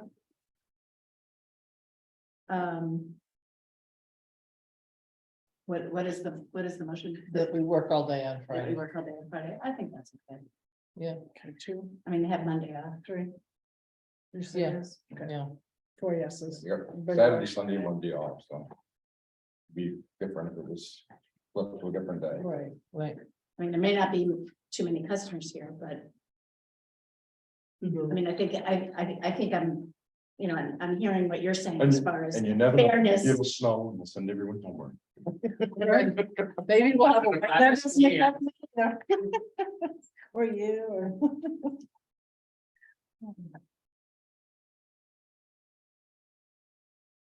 All right.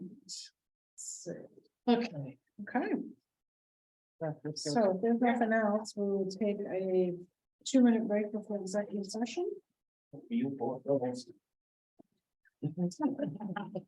like, how fast can I run?